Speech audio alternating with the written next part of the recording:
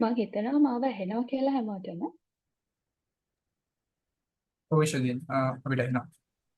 Screen එකක් පේනවා නේද? ඔව් වෙනවා. හරි.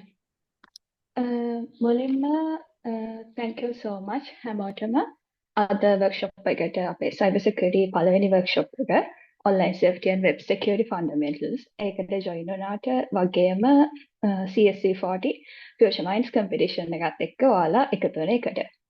එතකොට කලින් workshops වලදී කිව්වා වගේම මේක ඔයාලට හොඳ opportunity එකක් වෙයි. මොකද අපි හැමදාම දකින්නේ software engineering වලටම IT sector එක IT field එක move වෙනවා. but දැන් ඒක වෙනස් වෙගෙන එනවා data science, cyber security, AI වගේ වෙන පැතිවලට. අර ඉස්සර ඉඳන් තිබ්බ software engineering දැන් වෙනස් වෙගෙන යනවා. ඉතින් එතකොට මේ workshop වලින් වගේම මේ CSC40 Code Jam by CSC40 Future Minds competition එකේ ඔයාලා මේ data science, cyber security වගේ අලුත් trending fields ගැන අලුත් දැනුමක් ඒ වගේ fields වලට කැමැත්තක් ඔයාලා තුළ ඇති වෙයි කියලා අපි ඇත්තටම විශ්වාස කරනවා. ඉතින් එතකොට අද අපේ workshop එකේ අපි මුලින්ම ඔයාලට දැනුමක් දෙන්න හිතුවේ online safety and web security fundamentals ගැන. ඒ කියන්නේ ඔයාලා කොහොමද ආරක්ෂිත විදිහට අන්තර්ජාලයේ ඔයාලගේ වැඩ කටයුතු කරගන්නේ වගේම ඔයාලා school students ලා විදිහට සාමාන්‍ය අනිවාර්යයෙන්ම කරන දෙයක් තමයි වෙබ්සයිට් එක ඩිසයින් කරන එක. ඒතකොට වෙබ්සයිට් එකේ සිකියුරිටි පැත්ත කොහොමද? ඒකෙන් කොහොම බලපෑමක් වෙනවද? ඒ වගේම මේක අපි වළක්වා ගන්න කොහොමද කියන දේවල් ගැන මූලික කරුණු ටිකක් ඔයාලට කියලා දෙන්න තමයි අපි අද මේ වර්ක්ෂොප් එක සැලසුම් කළේ. එතකොට අද අපේ වර්ක්ෂොප් එකේ ස්ට්‍රක්චර් එක බැලුවොත් අපි කොටස් තුනකට ඒක හැදුවේ.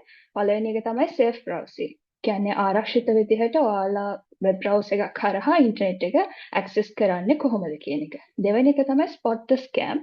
ඒකද කියන්නේ ගොඩක් වෙලාවට මේ දවස්වල ඔන්ලයින් සම්බන්ධ ස්කෑම්ස් නැත්නම් අපි කියන මූල්‍ය වංචා වෙන දේවල් වැඩි වෙලා තියෙනවා. ඒතකොට අපි කොහොමද අපිට මැසේජ් එකක්, ඊමේල් එකක්, WhatsApp පණිවිඩයක් ආවම මේක ඒ වගේ වංචාවකට ආපු දෙයක්ද නැති දෙයක්ද කියලා හඳුනගන්නේ. ඊට පස්සේ අපි ඒකේ වැළකෙන්න මොනවද කරන්නේ? ඊළඟට අන්තිමට අපි අවධානය යොමු කරන්න ඉන්නේ secure web app development. කියන්නේ ඔයාලා වෙබ්සයිට් එක ඩිසයින් කරද්දී ඒකේ security ප්‍රශ්න ඇති වෙන්න පුළුවන් මොන වගේ දේවල් වලද ඒ වගේව අපි වළක්වගන්නේ කොහොමද කියන එක. එතකොට අද workshop එක අපි ටිකක් interact විදිහට කළොත් හොඳයි කියලා හිතුවා. ඒ හින්දා මම ඉස්සෙල්ලාම question එකක් ඔයාලට දීලා තියෙනවා. I have never reused the same password for multiple accounts. මම කවදාවත් එකම password එක accounts වලට කියන්නේ Facebook account එකට ඔයාලගේ බැංකු passbook account එකට නැත්නම් Twitter account එකට වගේ එක accounts වලට එකම password එක use කරලා නැහැ. එහෙමයි ඉන්නා නම් පොඩ්ඩක් raise hand කරන්න බලන්න.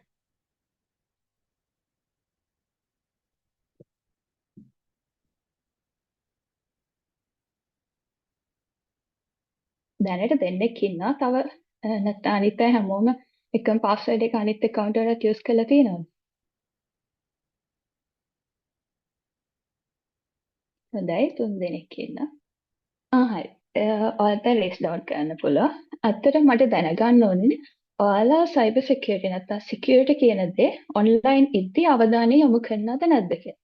ඇත්තටම අපි එකම password එක accounts වලට use කරනවා කියන්නේ අපිට ඇත්තටම අවදානම.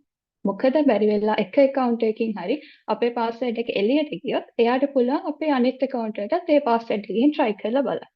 නැත්නම් අපි පරණ password එකක් කියලා අයින් කරලා තියෙන එකක් අපි පොතක හරි ලියලා තිබිලා වෙන කෙනෙක්ට හම්බුනත් එයා සමහරවිට අපේ අනිත් account එකට ඒ පරණ password එක try කරලා බලන්න පුළුවන්. ඒ හින්දා අපි ඒක habit එකක් පුරුද්දක් කරගන්න එක හොඳයි. එකම password එක එක accounts වලට use කරන්න නැතුව ඉන්න. හරි. අද අපේ workshop එක පටන් ගනිමු. ඉස්සෙල්ලාම අපි කරන්නේ safe browsing කියන එක. ඒ කියන්නේ ආරක්ෂිත browser එකකින් ඉන්ටර්නෙට් යන්නේ කොහොමද? එතකොට අපි ඉස්සෙල්ලාම අඳුර ගන්න ඕනේ මෙහෙම අපි වෙබ්සයිට් එකකට කනෙක්ට් වෙද්දී අපි කොහොමද දැනගන්නේ අපි ආරක්ෂිතවද ඒකට කනෙක්ට් වෙන්නේ කියලා. ඒකෙදි පළවෙනිම දේ තමයි අපි identify කරගන්න what is a secure website. secure website එකක් කියන්නේ මොකක්ද කියලා. ඔයාලා මොකක් හරි වෙබ්සයිට් එකට ගියොත් ඔයාලා දන්න ඔයාලගේ වෙබ් බ්‍රවුසර් එකේ URL එක පෙන්වනවා. URL එකේ කෙළවර තියෙනවා මේ වගේ ලොක් එකක අයිකන් එකක්.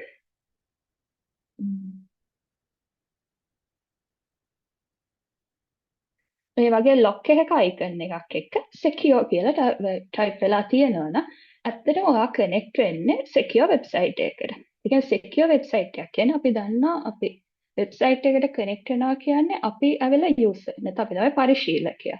ඒතකොට වෙබ්සයිට් එක තියෙන එක රන් වෙන්නේ වෙබ් සර්වර් පරිගණකයක. වෙබ් සර්වර් කම්පියුටර් එකක. ඒතකොට ඒ දෙන්න අතර අපි කතා කරන එක අපි රික්වෙස්ට් යවනවා රෙස්පොන්ස් යවනවා කියන ඒ කතා කරන එක එන්ක්‍රිප්ට් කරනවා. ඒ කියන්නේ රහස් කේතනයක් මගින් වෙනස් කරලා තියෙන්නේ. ඒ අතරමැද ඉන්න කෙනෙක්ට ඒක අපි කතා කරන දේවල් කියවන්න බැරි වෙන විදිහට නැත්නම් ඒක වෙනස් කරන්න බැරි වෙන විදිහට එන්ක්‍රිප්ට් කරනවා නැත්නම් රහස් කේතනයකට පරිවර්තනය කරලා තියෙනවා. ඒක තමයි මේ secure වෙබ්සයිට් එකක් කියන එකෙන් අදහස් වෙන්නේ.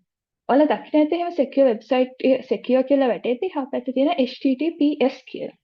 HTTPS කියන අපි දන්නවා අපේ වෙබ්සයිට් එක කතා කරද්දී පාවිච්චි වෙන ප්‍රොටෝකෝල් එක. නැත්නම් අපි ඒකට කියන නියමාවලියක් කියලා. ඒක අපි යූස් කරන hypertext transfer protocol. එතකොට ඒකේ secure version එක මේ HTTPS hypertext transfer protocol secured කියන එකේදී වෙන්නේ අපි කතා කරන දේ අර විදිහට සංගවලා වෙන කෙනෙක්ට ඒක බලන්නවත් වෙනස් කරන්නවත් බැරි කරලා තියෙනවා. එතකොට ඒකෙන් අපිට යම් තහවුරුවක් ගන්න පුළුවන් අපේ වෙබ්සයිට් එකට අපේ පෞද්ගලික තොරතුරු දානවා නම් නැත්නම් අපේ බැංකු කාඩ් නම්බර්ස් ඒවල CVV නම්බර්ස් ඔක්කොම ඩීටේල්ස් දානවා නම් මේ HTTPS කනෙක්ෂන් එකක් හරහා යද්දී ඒක මැද ඉන්න කෙනෙක්ට කවදාවත් කියවන්න බෑ. එතකොට දැන් අපිට ප්‍රශ්නයක් එනවා එහෙම HTTPS කනෙක්ෂන් එකක් හරහා සම්බන්ධ වෙබ්සයිට් එකක් සම්බන්ධ වුණ පමණින්ම ඒ වෙබ්සයිට් එක ආරක්ෂිතද? උත්තරය තමයි එහෙම ආරක්ෂිත වෙන්නේ නැහැ. මොකද HTTPS එකෙන් කියන්නේ අපි අපේ වෙබ්සයිට් එක රන් වෙන සර්වර් කම්පියුටර් එකයි අතර කතා කරන දේවල් කාටවත් බලන්නවත් වෙනස් කරන්නවත් බෑ කියන එක විතරයි. නැත්නම් ඒකෙන් කවදාවත් අදහස් වෙන්නේ නැහැ අපි කතා කරන සර්වර් කම්පියුටර් එක. ඒ පරිගණකය ව්‍යාජ එකක් නෙමෙයි හරිම එකට තමයි අපි මේ කතා කරන්නේ. එයා මුකුත් අපිට නරකක් වෙන දෙයක් කරන්නේ නැහැ කියන අපිට ඒක තහවුරු කරගන්න බෑ. ඒක තහවුරු කරගන්න අපි කරන්න වෙන්නේ අපිට ගිහින් බලන්න වෙනවා ඒ වෙබ්සයිට් එක URL එක ඔයාලා දන්නවා https://www.domainname.com හරි top level domain එක. ඒක තමයි අපි කියන්නේ URL එක කියලා. ඒකේ ඔයාලා දන්නවා වසම් නාමය domain name එක තියෙනවා. ඒ domain name එක පිළිගත් domain name එකක්ද කියලා අපිට හොයලා බලන්න ඕනේ. එතකොට අපි කොහොමද ඒක එහෙම හොයාගන්නේ? උදාහරණයක් විදිහට හිතන්න මට ඕනේ Bank of Ceylon. ලංකා බැංකුවේ වෙබ්සයිට් එකට කනෙක්ට් වෙන්න. එතකොට මම දන්නේ BOC එකේ නැත්නම් Bank of Ceylon එකේ වෙබ්සයිට් එක මොකක්ද කියලා. මට හරියම එක හොයාගන්න ඕනේ. එතකොට මට කෙලින්ම ගිහින් Google search කරන්න පුළුවන් what is the website of Bank of Ceylon. එතකොට එයාලා එවනවා ඒකට අදාළ වෙන search results ටික. ඒ අතරේ ගොඩක් බහුතරයක උඩටම ඉන්නේ BOC එකේ වෙබ්සයිට් එක. එතකොට ඒක ආවා කියලා අපි කොහොමද දැනගන්නේ මේකම තමයි හරිම වෙබ්සයිට් එක කියලා. ඒකට අපි මේ වෙබ්සයිට් එකේ පල්ලෙහාට ගියම්. එයාලගේ කොහෙද තියෙන බැංක් එක තියෙන්නේ කොහෙද? එයාලගේ ලිපිනය, ඊළඟට call center number එක, තව සම්බන්ධ විය හැකියාක ටෙලිෆෝන් numbers නැත්නම් email address වගේ අර එයාලා ඇත්තටම exist වෙන තැනක් කියලා පෙන්වන තොරතුරු ඒක යටම වෙබ්සයිට් එකේ යට අපි කියන footer එක කියලා. footer එකේ සාමාන්‍ය පිළිගත්ත කම්පැනියක් හරි ආයතනයක් හරි එයාලා ඒක දානවා. එතකොට ඒකෙන් අපිට අඳුර ගන්න පුළුවන් අපි කනෙක්ට් වෙන්නේ හරිම තැනට තමයි කියලා. දැන් මේ පින්තූරේ තියෙන PayPal එක. PayPal එකේදී දැන් මේ දෙවෙනි පැත්තේ තියෙන පින්තූරේ pay hyphen එකක් payl.com එක. ඒතර මේක දැක්කම අපිට තේරෙනවා අපි ගිහින් හොයලා බැලුවොත් මේක නෙමෙයි PayPal එකේ ඔරිජිනල් වෙබ්සයිට්. ඒත් හරියම එක තමයි paypal.com වම් පැත්තේ තියෙන එක. ඒතර ඒ අපි කනෙක්ට් වෙන්නේ වැරදි නැත්නම් ව්‍යාජ වෙබ්සයිට් එකක් නෙමෙයි කියලා අපිට තහවුරු කරගන්න අපිට එයාගේ domain name එක නැත්නම් එයාගේ වසන් නාමය නැත්නම් වෙබ් අඩවි ලිපිනය කියන එක අපිට තහවුරු කරගන්නට වෙනවා. ඊට පස්සේ තවත් දෙයක් තමයි අපි සාමාන්‍ය ඉන්ටර්නෙට් එක යූස් කරද්දී අපි වෙබ්සයිට් එක කනෙක්ට් වෙන ගම සමහර ඒවලින් අහනවා මේ වගේ පොප් අප් වින්ඩෝ එකක් එළියට ඇවිල්ලා එයා ඒ වෙබ්සයිට් එකට අපේ මයික්‍රොෆෝන් එක කැමරා එක ඇක්සස් කරන්න ඕනේ. අපේ පර්මිෂන් දෙනවද කියලා එයා අහනවා. දැන් සමහර වෙලාවට අපේ ලොකේෂන් එක ඇක්සස් කරන්න අහනවා. නැත්නම් අපිට පොප් අප් වින්ඩෝස් එවන්න අපේ ෆෝන් එකේ වගේ නම් ඉන්ටර්නල් ස්ටෝරේජ් එක ෆයිල් සිස්ටම්ස් වලට ගැලරි එකට වගේ ඇක්සස් කරන්න එයා පර්මිෂන් ඉල්ලනවා. එතකොට මෙහෙම පර්මිෂන් හැම හිතෙන දෙයට දෙන එක සිකියුර් නැහැ. මොකද එතකොට අපි දන්නේ නැහැ ඒ වෙබ්සයිට් එකෙන් හරි ඒ ඇප්ලිකේෂන් එකෙන් හරි ගිහිල්ලා එයා ඇතුලේ මොනවද කරන්නේ කියලා. ඉතින් එතකොට අපිට තියෙන සේෆ්ම දේ තමයි අර අවශ්‍ය වෙබ්සයිට්ස් වලට විතරක් අවශ්‍ය පර්මිෂන්ස් දෙන එක. උදාහරණයක් විදිහට මම නිකන් මිනි ගේම්ස් ප්ලේ කරන සයිට් එකකට යනවා. ඒ සයිට් එකට ගියාම මගෙන් අහනවා ඔයාට මයික් එක ඇක්සස් කරන්න කැම් එක ඇක්සස් කරන්න පර්මිෂන් අවසර දෙනවද කියලා. ඉතින් මම මිනි ගේම්ස් ප්ලේ කරන සයිට් එක මම අනිවාර්යෙන් දන්නවා මේ සයිට් එකේ මම කැම් එක ඔන් කරන්නවත් මයික්‍රොෆෝන් එක ඔන් කරන්නවත් නැහැ කියලා. ඒතකොට මම ඒ වගේ දෙයක් එයාට දෙන්නේ නැහැ. මම මේක කෙලින්ම බ්ලොක් කරනවා. ඒ වගේ තමයි අනිත් එක ඔයාට සයිට් එක ට්‍රස්ටඩ් නම් කියන්නේ විශ්වාස ප්‍රසිද්ධ සයිට් එකක් නම් විතරක් ඔයා ඒ පර්මිෂන්ස් අලෝ කරා. දැන් උදාහරණයක් විදිහට අපි යනවා Google Meet එකකට නැත්නම් Zoom එකකට අපි වෙබ් බ්‍රවුසර් එකෙන් කනෙක්ට් වෙද්දී එයා අපෙන් අහනවා මයික් එක කැම් එක ඔන් කරන්නද කියලා. එතකොට අපි ඔන් කරන්න හා කියලා අපි යාට පර්මිෂන්ස් දෙනවා. මොකද ඒවා අපිට ට්‍රස්ටඩ්. අපි දන්නා හැමෝම යූස් කරනවා මේක හැමෝම යූස් කරන ට්‍රස්ටඩ් දෙයක් කියලා. ඒ වුණත් සමහරට වගේ යාළුවෙක් රෙකමන්ඩ් කරන Zoom එකට වඩා හොඳ වීඩියෝ කන්ෆරන්සින් ඇප්ලිකේෂන් එකක්. ඒ වුණත් ඒක කවුරුත් අතර එච්චර ප්‍රසිද්ධ නැහැ. එයා කියනවා මේකේ data cost එක අඩුයි. Zoom එකට වඩා data අඩුවෙන් යන්නේ. ඒ හින්දා මේක හොඳයි කියලා. බත් ඒ වගේ තැනකට ගිහිල්ලා ඔයාගේ කැමරා එක, මයික්‍රොෆෝන් එක ඇක්සස් කරන්න දෙනවා කියන්නේ ඔයා රිස්ක් එකක් ගන්නවා. ඔයාගේ පෞද්ගලික තොරතුරු ඒ පිළිබඳව මොකද අපිට ඒක ට්‍රස්ට් කරන්න බෑ. ඒ වගේ තැනකදී. ඒ වගේම තමයි අපි මෙහෙම පර්මිෂන්ස් දුන්නා. අපි browser settings වලට ගිහිල්ලා බලන්න පුළුවන් මොනවද අපි එක එක site වලට දීලා තියෙන permissions කියලා. ඒවා කාලෙන් කාලට අපි දැන් ඒක සයිට් එකකට අපිට එහෙම පර්මිෂන්ස් දීලා තියන්න ඕන නැත්තම් අපිට පුළුවන් ඒවා කෙලින්ම ලොක් කරලා දාන්න නැත්තම් රිමූව් කරලා දාන්න.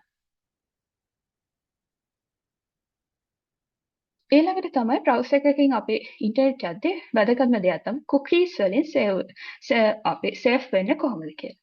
ඉස්සෙල්ලාම අපි බලමු cookie එකක් කියන්නේ මොකක්ද? cookie එකක් කියන්නේ browser එකකින් දෙන ෆයිල් එකක් පොඩි ෆයිල් එකක්. ඒකේ අපේ අදාළ browser එකකින් නෙවෙයි වෙබ්සයිට් එකකින් දෙන ෆයිල් එකක්. ඒකේ අපේ අදාළ වෙබ්සයිට් එකේ මොනවද කරන්නේ අපේ ප්‍රිෆරන්සස් මොනවද ඇක්ටිවිටීස් මොනවද අපි ඒකට ගිහින් කරන්නේ කියන්නේ කොච්චර කාලයකටද අපි එන්නේ උදාහරණයක් විදිහට අපි shopping වෙබ්සයිට් එකක් ගත්තොත් අපි ඒකේ තෝරන්නේ මොන වගේ බඩුද අපි කොච්චර කාලයකටද ඒකෙන් purchase කරන්නේ ඊළඟට අපි ඒකට පේමන්ට් කරද්දී ගොඩක් අයට cash on delivery ද දාන්නේ නැත්නම් අපේ card details දාලා එවෙලේ pay කරනවද ඒ වගේ තොරතුරු එයා වෙනම ස්ටෝර් කරලා තියාගන්නවා එයා ඒක ස්ටෝර් කරන්නේ මොකද? එයා කියන්නේ අර අපිට preferable අපිට convenient අපිට පහසු වෙන සේවාවක් යට ලබා දෙන්න තමයි එයා එහෙම ඒවා සේව් කරන් ඉන්නේ කියලා කියන්නේ. ඒ වුණත් මේ cookies සමහර වෙලාවට අපිව එක එක වෙළඳ දේවල් වලට වෙළඳ උපක්‍රම කියන target ad campaigns වලට පොළඹවනවා වෙන්න පුළුවන්. නැත්නම් එයාලා ඒ අනවශ්‍ය දේවල් වලට වඩා අවශ්‍ය දේවල් වලට වඩා අනවශ්‍ය දේවල් අපේ track කරනවා වෙන්න පුළුවන් මොනිටර් කරන. එතකොට අපේ පෞද්ගලිකත්වයට ඒක හානියක්. අපි කියන එක privacy issue එකක් කියලා. එතකොට උදාහරණයක් විදිහට ගත්තත් එක කේස් එකක් තිබුණා. එයා Amazon website එකේ amazon.com වල දාන online e-commerce website එක. ඒකේ කාලෙක ඉඳන් ඉන්න කස්ටමර් කෙනෙක්ට එකම බඩුව පෙන්නන ප්‍රයිස් එක වැඩි අලුතින් එන කෙනෙක්ට පෙන්නන ප්‍රයිස් එකට වඩා. ඊළඟට අර කස්ටමර් ගිහිල්ලා එයාගේ බ්‍රවුසර් එකේ තියෙන cookies ටික delete කරලා ගියාට පස්සේ එයාට ආයේ අඩු ගානකට අලුතින් එන කස්ටමර් කෙනෙක්ට පෙන්නන ප්‍රයිස් එකට ඒ එකම ප්‍රොඩක්ට් එක පෙන්නනවා. එතකොට ඒ වගේ අර අනවශ්‍ය විදිහේ target marketing campaigns වලට අපිව අහු වෙන්න පුළුවන් මේ cookies වල data save වෙලා තිබ්බම කාලයක් තිස්සේ. එතකොට අපි කොහොමද මේ cookies වලින් safe වෙන්නේ? පළවෙනි එක තමයි අපිට හිතෙනවා නම් මේ site එකෙන් cookies save වෙන්න ඕනේ කියලා විතරක් එයාලට ඒක save කරන්න අපි permission දෙනවා allow කරනවා. එහෙම නැත්නම් අනවශ්‍ය වෙබ්සයිට්ස් වලින් අපිට ඒ cookies save කරනවා වගේ දේවල් කරනවා අපිට පුළුවන් ඒ cookies ඔක්කොම අයින් කරලා දාන්න. ඊට පස්සේ අපි එහෙම සමහර වෙබ්සයිට්ස් වලට cookies save කරන්න අපි permission දීලා තියෙනවා. ඒ වුණත් අපිට හිතනවා නම් මේක මට දැන් මේ වෙබ්සයිට් එකට යන්න ඕනේ but ඒ cookie එකට data track වෙන්නේ නැතුව. වගේ නම් ඔයාලට පුළුවන් private browsing mode එක අපි කියන incognito mode එක කියලා. ඒකට incognito mode එකෙන් අපිට යන්න පුළුවන්. අපි තව ටිකකින් මේකේ demo එකට යනවා. එතකොට අපි බලමු මේ වලින් කොහොමද වෙන්නේ කියලා. ඊළඟට වැදගත්ම දේ තමයි ඔයාට browse කරලා තියෙනවා නම් ඔයාට ලේසිම කියන්නේ පහසුම දේ තමයි ඔයා browse එක use කරලා එතකොට ඒකේ save වෙලා තියෙන data cookies තියෙනවා browse එකෙන් ඔයා close කරලා යද්දි ඒ සියල්ලම delete කරලා යන්න. එතකොට ඒකෙන් ප්‍රශ්නයක් වෙන්නේ නැහැ. එතකොට අන්තිමට අපිට තියෙනවා browser extensions. browser extensions වලින් safe වෙන්න කලින් browser extension එකක් කියන්නේ මොකක්ද? extension එකක් කියන්නේ අපි දන්නවා web browser එකක් හැදලා තියෙන basic functionality ටිකක් එක්ක. කියන්නේ මූලික ක්‍රියාකාරීත්වයක් එකේ තියෙනවා. කියන්නේ ඒක අපිට browse කරන්න පුළුවන්, password save කරන්න පුළුවන්, file download කරන්න පුළුවන්, storage එකක් තියෙනවා. ඒ වගේ දේවල්. ඊට අමතරව වැඩිපුර capabilities අපිට ඕන නම් අපිට පුළුවන් browser extension එකක් දාගන්න. එතකොට ඒකෙදී අපිට වෙන්නේ මොකද්ද? උදාහරණයක් විදිහට ගත්තොත් Google Chrome එකේදී අපිට YouTube වීඩියෝ එකක් ස්පීඩ් අප් කරන්න පුළුවන් උපරිම එයාගේ තියෙන වේගය වගේ දෙගුණයක් විතර. ඒ වුණත් අපි browser extension එකක් දාලා ඒ තියෙන වේගය වගේ 16 ගුණයක් වෙනකම් අපිට වීඩියෝ එක ස්පීඩ් අප් කරන්න පුළුවන්. එතකොට ඒ වගේ ads block කරන්න, password save කරන්න තියෙන page එක අපේ කැමති භාෂාවකට translate කරන්න වගේ දේවල් වලට නැත්නම් Chrome එකේදී screen record කරන්න වගේ අපිට පුළුවන් browser extension එකක් දාගන්න. එතකොට මේ browser extensions වල තියෙන ප්‍රශ්නේ තියෙන්නේ අපි ඇවිල්ලා අපි එක එයාව install කරගන්න අපේ කම්පියුටර් එකට. ඒකට එයා හැම වෙලේම එයාට අදාළ දේවල් වලට අනවශ්‍ය දේවල් එයා කරනවා වෙන්න පුළුවන්. උදාහරණයක් විදිහට අපි access කරන වෙබ්සයිට් මොනවාද ඒවා ගැන එයා තොරතුරු එකතු කරනවා. එහෙමත් නැත්නම් එයා අපෙන් data steal කරනවා, හොරකම් කරනවා, අපිව track කරනවා. ඒ වගේ දේවල් එයාට කරන්න පුළුවන්. එතකොට ඒ හින්දා අපි ඒ වලින් සේව් තව දෙයක් තමයි එයා අපි දැන් කාඩ් ඩීටේල්ස් වගේ සේව් කරලා තියෙනවා පාස්වර්ඩ් සේව් කරලා තියෙනවා නම් එයා ඒව ලබා ගන්න උත්සාහ කරන්න පුළුවන්. ඒතකොට ඒ වලින් අපි සේෆ් වෙන්න නම් කරන්න ඕනේ තියෙන අපිට ට්‍රස්ට් කරන්න පුළුවන් sources. we can Chrome web store එක වගේ හැමෝම පිළිගත්ත තැනකින් විතරක් extension එකක් දාගන්න එක. ඒ වගේම තමයි extension එකට ඔයා දීලා තියෙන permissions මොනවද? අපි කලින් කතා කරා. ඔගේ internal storage එක access කරන්න පුළුවන්ද? ඒ වගේ දේවල් මොනවද දීලා තියෙන්නේ කියලා කාලෙන් කාලට review කරලා බලනවා. මේක අත්‍යවශ්‍ය දෙයක්ද කියලා. ඒ වගේම තමයි අපි extension එක අපිට තවදුරටත් අවශ්‍ය වෙන්නේ නැත්තම් අපිට පුළුවන් ඒක remove කරලා දාන්න. එතකොට අපි දැන් යමු මේක පොඩි demo එකකට. කොහොමද මේවා කොහෙද අපේ browser එකේ තියෙන්නේ අපි කොහොමද මේවා වෙනස් කරන්න කියලා බලා ගන්න. එතකොට ඔයාලට පේනවා මෙතන අපි යනවා Chrome එකට. Chrome එකේ අපේ settings වලට. settings වලට අපි ඉස්සෙල්ලාම permissions මොනවද මම දීලා තියෙන්නේ කියලා බලන්න. එතකොට permissions වලදී අපි site settings වලට ගියා. මම දැනට recent activity වල තියෙනවා මගේ website 3ක් list කරලා. mail.google.com, github.com, meet.google.com. එතකොට මම mail.google.com එකට ගියාම මට පෙන්නනවා මම යාලට දීලා තියෙන permissions. මම location එක block කරලා තියෙනවා. camera එක, microphone එක ඉන මගේ කියන්නේ mail එකට Google Gmail එකට access කරන්න ඕන. එයා මගේ ඉස්සෙල්ලා අහන්න ඕන. ඊළඟට JavaScript images වගේ දේවල් allow කරලා තියෙනවා. ඒ හින්දා තමයි මට image එකක් හරි කවුරු හරි එව්වොත් මම මේ image එක open කරන්න කලින් මට ඒක preview එකක් පේනවා පොඩියට මොකක්ද image එකේ තියෙන කියලා. ඉතින් මට හිතෙනවා නම් මේ වගේ දේවල් අනවශ්‍යයි කියලා මට මෙතනින් allow block වගේ මම කැමති permission එක එතෙන්ට දෙන්න පුළුවන්. ඊළඟට අපි මේකේ තව ටිකක් යටට ගියාම අපිට තියෙන location noise. අපිට default එක වෙබ්සයිට් එකකටවත් අපේ location access කරන්න දෙන්නේ නැහැ. ඒ වගේ default අර හැමෝටම අදාළ වෙන පරිදි මේක settings හදලා අපිව protect කරගන්නත් පුළුවන්. ඊළඟට අපි තවත් යටට ගියොත් අපිට additional permissions තියෙනවා. එතකොට ඒකෙදි අපි ගත්ත USB devices කනෙක්ට් කරන්න දෙනවද?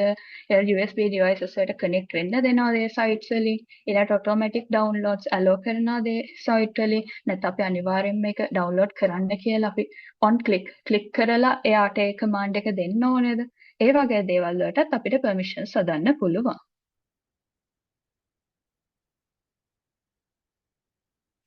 ඊළඟට අපි බලමු cookies වලට. cookies වලට ගියාම අපිට තියෙනවා කොහොමද අපි cookies manage කරන්නේ. එතකොට අපිට පුළුවන් cookies allow කරලා option එක දෙන්න. මේක සාමාන්‍යයෙන් දෙන්න කියලා recommend කරන්නේ නැහැ. third party cookies වලට අපේ browser එකේ ඉන්න එක. ඒක ගොඩක් වෙලාවට එක්ක third party cookies ටික block කරලා දාන්න නැත්නම් incognito mode එක. අපි කියන private browsing කියන mode එකේදී third party cookies block කරලා තියෙනවා. අපි ගොඩක් වෙලාවට මේ block third party cookies එක cookie එකක්වත් මම save කරලා දෙන්නේ නැහැ කියන option එක දුන්නොත් අපිට සමහර site වලට access කරන්න බැරි වෙනවා. මොකද එයාලා එයාලගේ site එකට access කරන්න දෙන්නෙම අපි එයාලගේ cookies accept කළොත් විතරයි. ඒ හින්දා ඔයාලට සමහර වෙලාවට අහනවා settings වලට ගිහින් cookies allow කරලා එන්න කියන message එක ඔයාලටත් ඇවිල්ලා ඇති. ඒ හින්දා අපි සාමාන්‍යයෙන් කරන්නේ incognito mode එකේ තියෙද්දි block third party cookies කියන option එක දීලා තියෙනවා. ඊට අමතරව ඔයාට ඕන නම් මොකක් හරි site එකකට කොහොමත් මේකට cookies allow කරන්න දෙන්න අනිත් ඒවාට block කරලා තිබ්බට මේ අපි කියන එකට white listing approach එකක් කරනවා. එතකොට අපිට පුළුවන් මෙතෙන්ට ඒ වගේ exception ඒ කියන්නේ විශේෂ sites ටික මෙතෙන්ට add කරන්න මේ add option එකේ.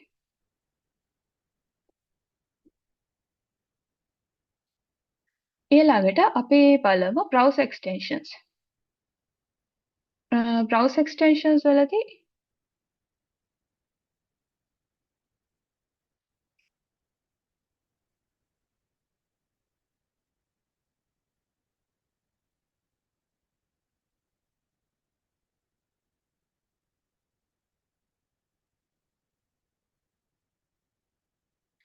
අපි recommend කළේ මොකද? පිළිගත් extensions තියෙන site එකකට යන්න. එතකොට Chrome Web Store වගේ කියන එකක් සාමාන්‍යයෙන් හොඳයි. එතකොට අපි ඒකට ගියාම අපිට එයාලා පෙන්නනවා මොනවාද ඒකේ තියෙන extensions වගේ. එතනින් අපිට තෝරගන්න පුළුවන් මොකක්ද preferred එක, මොකක්ද privacy ගැන concern, කියන්නේ privacy ගැන වැඩියෙන්ම සලකන එක වගේ එකක් අපිට තෝරගන්න පුළුවන්. උදාහරණයක් විදිහට ගත්තොත් මම මෙතෙන්ට ගිහලා දෙනවා extension එකක් uBlock කියලා. uBlock කියන්නේ අපි ඉන්ටර්නෙට් එකේ වෙබ්සයිට් වලට access කරද්දී අපි තියෙන advertisement block කරන extension එක. එතකොට අපි මේ extension එකේ යටට ගියාට පස්සේ මෙන්න මෙතන details තියෙනවා. යාගේ version එක, යාගේ size එක, language එක වගේ දේවල්. මෙතනදී ගොඩක් වෙලාවට ඔයාලට recommend කරන හොඳයි ඔයා මේ download කරන extension එක recently updated කරලා තියෙනවා. දැන් මෙතන 2016 වගේ update කරපු extension එකක් තිබ්බත් එයාගේ security ගැන අපිට ප්‍රශ්නයක් තියෙනවා. ඒ කියන්නේ 2016න් පස්සේ extension එක ගැන කවුරුත් බලලා නැහැ. මේ වෙද්දී ඒක ඇතුලේ security loophole, security issues ඇවිල්ලා තියෙන්න පුළුවන්. ඊළඟට තමයි මෙතන developer පිළිගත් කෙනෙක් නම් එයාට ඉන්න තැන අපි දන්නවා. එයාට connect වෙන්න details වගේ දීලා තියෙනවා. අපිට extension එක ගැන විශ්වාසයක් හදාගන්න පුළුවන්. ඊළඟට එයාගේ privacy details මෙතන list out කරලා තියෙනවා. ඊට අමතරව අපි අර Play Store එකෙන් app එකක් තෝරනවා වගේ අපි බලනවා usersලා ගොඩක් මේ extension එක භාවිතා කරලා තියෙනවා. එහෙමනම් අපිට කියන්න පුළුවන් මේක ප්‍රයෝජනවත් වෙන නිකන් බොරු නිකන් පේන්න තියෙන දෙයක් නෙමෙයි. ඇත්තට මේක අපිට ප්‍රයෝජනයක් ගන්න පුළුවන් extension එකක් කියලා. ඊට අමතරව අපිට ratings වලිනුත් ඒක decide කරන්න පුළුවන්. එතකොට ඊට අමතරව අපිට browser එකේ බලන්න පුළුවන් තව දෙයක් තමයි අපි මෙහෙම right click කරලා අපිට යන්න පුළුවන් inspect එකට. inspect එකට ගියාම මෙතනදී අපිට browser එකේ පේන දේවල් වලට අමතර ගොඩාක් දේවල් ගැන විස්තර අපිට බලා ගන්න පුළුවන්. එතකොට ඒක බලාගත්තී මේ elements කියන එකේදී අපිට පෙන්වන්නේ අපේ මේ අපි ඉන්න web page එකේ HTML, CS, HTML content එක. HTML එක කොහොමද ඒක structure වෙලා තියෙන්නේ කියලා. ඊළඟට අපි මෙතන sources වලට ගියොත් අපි දන්නා අපේ website එක ඔයාලා දන්නා static websites and dynamic website. එතකොට අර website එක අපි dynamic කරන්න අපි JavaScript නැත්නම් PHP වගේ දේවල් use කරලා PHP වගේ දේවල් use කරලා අපි එක content හදලා තියෙනවා. උදාහරණයක් විදිහට දැන් අපි ගත්තොත් අපේ ෆෝම් එකක් තියෙන ඒ ෆෝම් එකට data fill කරලා අපි enter එක එව්වම ඒ details ටික database එකට යන්න ඕන. අර ඒ වගේ ඒක ඇතුළේ අපි type කරලා තියෙන code කරලා තියෙන ඔක්කොම features ගැන features ඊළඟට මේක use කරලා තියෙන fonts ඒ වගේ දේවල් ගැන අපිට තොරතුරු මේ sources කියන එකෙන් බලා ගන්න පුළුවන්. මේ තියෙන CSS file එකක්. ඊට අමතරව තියෙනවා network කියන ටැබ් එක. network කියන ටැබ් එකේදී මෙතනද පෙන්වන්නේ අපි මේ වෙබ්සයිට් එකට යද්දි අපි දන්නවා වෙබ්සයිට් එකක් ඔපරේට් වෙන client server model එකට. අර සේවාලාභී සේවාදායක ආකෘතිය කියලා අපි කියනවා. එතකොට ඒ වෙබ්සයිට් එක ලෝඩ් වෙන ටිකේදී අපි ආපු රික්වෙස්ට් මොනවද? ඒ රික්වෙස්ට් එකට ආපු රෙස්පොන්ස් එක මොකක්ද? වගේ දේවල් අපිට මෙතනින් බලා ගන්න පුළුවන්. ඊළඟට ඒක අපි රික්වෙස්ට් එක යවන එකේ header එක මොකද URL මොකද රික්වෙස්ට් මෙතඩ් එක post මෙතඩ් එකක් යවලා තියෙන්නේ status code එක කියන්නේ response එක යවලා තියෙන්නේ 2000 okay http 2000 response එක වගේ ඒවා ගැන තොරතුරු අපිට බලා ගන්න request response details බලා ගන්න පුළුවන් මේ network කියන එකේ ඊළඟට අපි තවත් වැදගත් වෙන එක තමයි application එකේ මෙතන තියෙන cookies කියලා. එතකොට අපි දැන් ඉන්න site එකේ මේන්ටේන් කරන cookies ඔක්කොම ටික මෙතනින් පෙන්නනවා.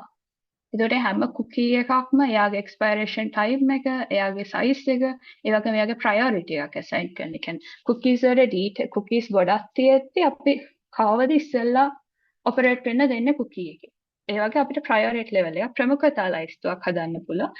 ඒ cookies වල තියෙන priority එක මෙතනින් පෙන්වන්න කරනවා. ඒ වගේම මේ tabs වලට ගියාම ඔයාලට අපේ වෙබ්සයිට් එකේ දකින දේට වඩා තව ගොඩක් ඒක පිටිපස්සේ තියෙන දේවල් ගැන හොඳ අවබෝධයක් ගන්න පුළුවන්.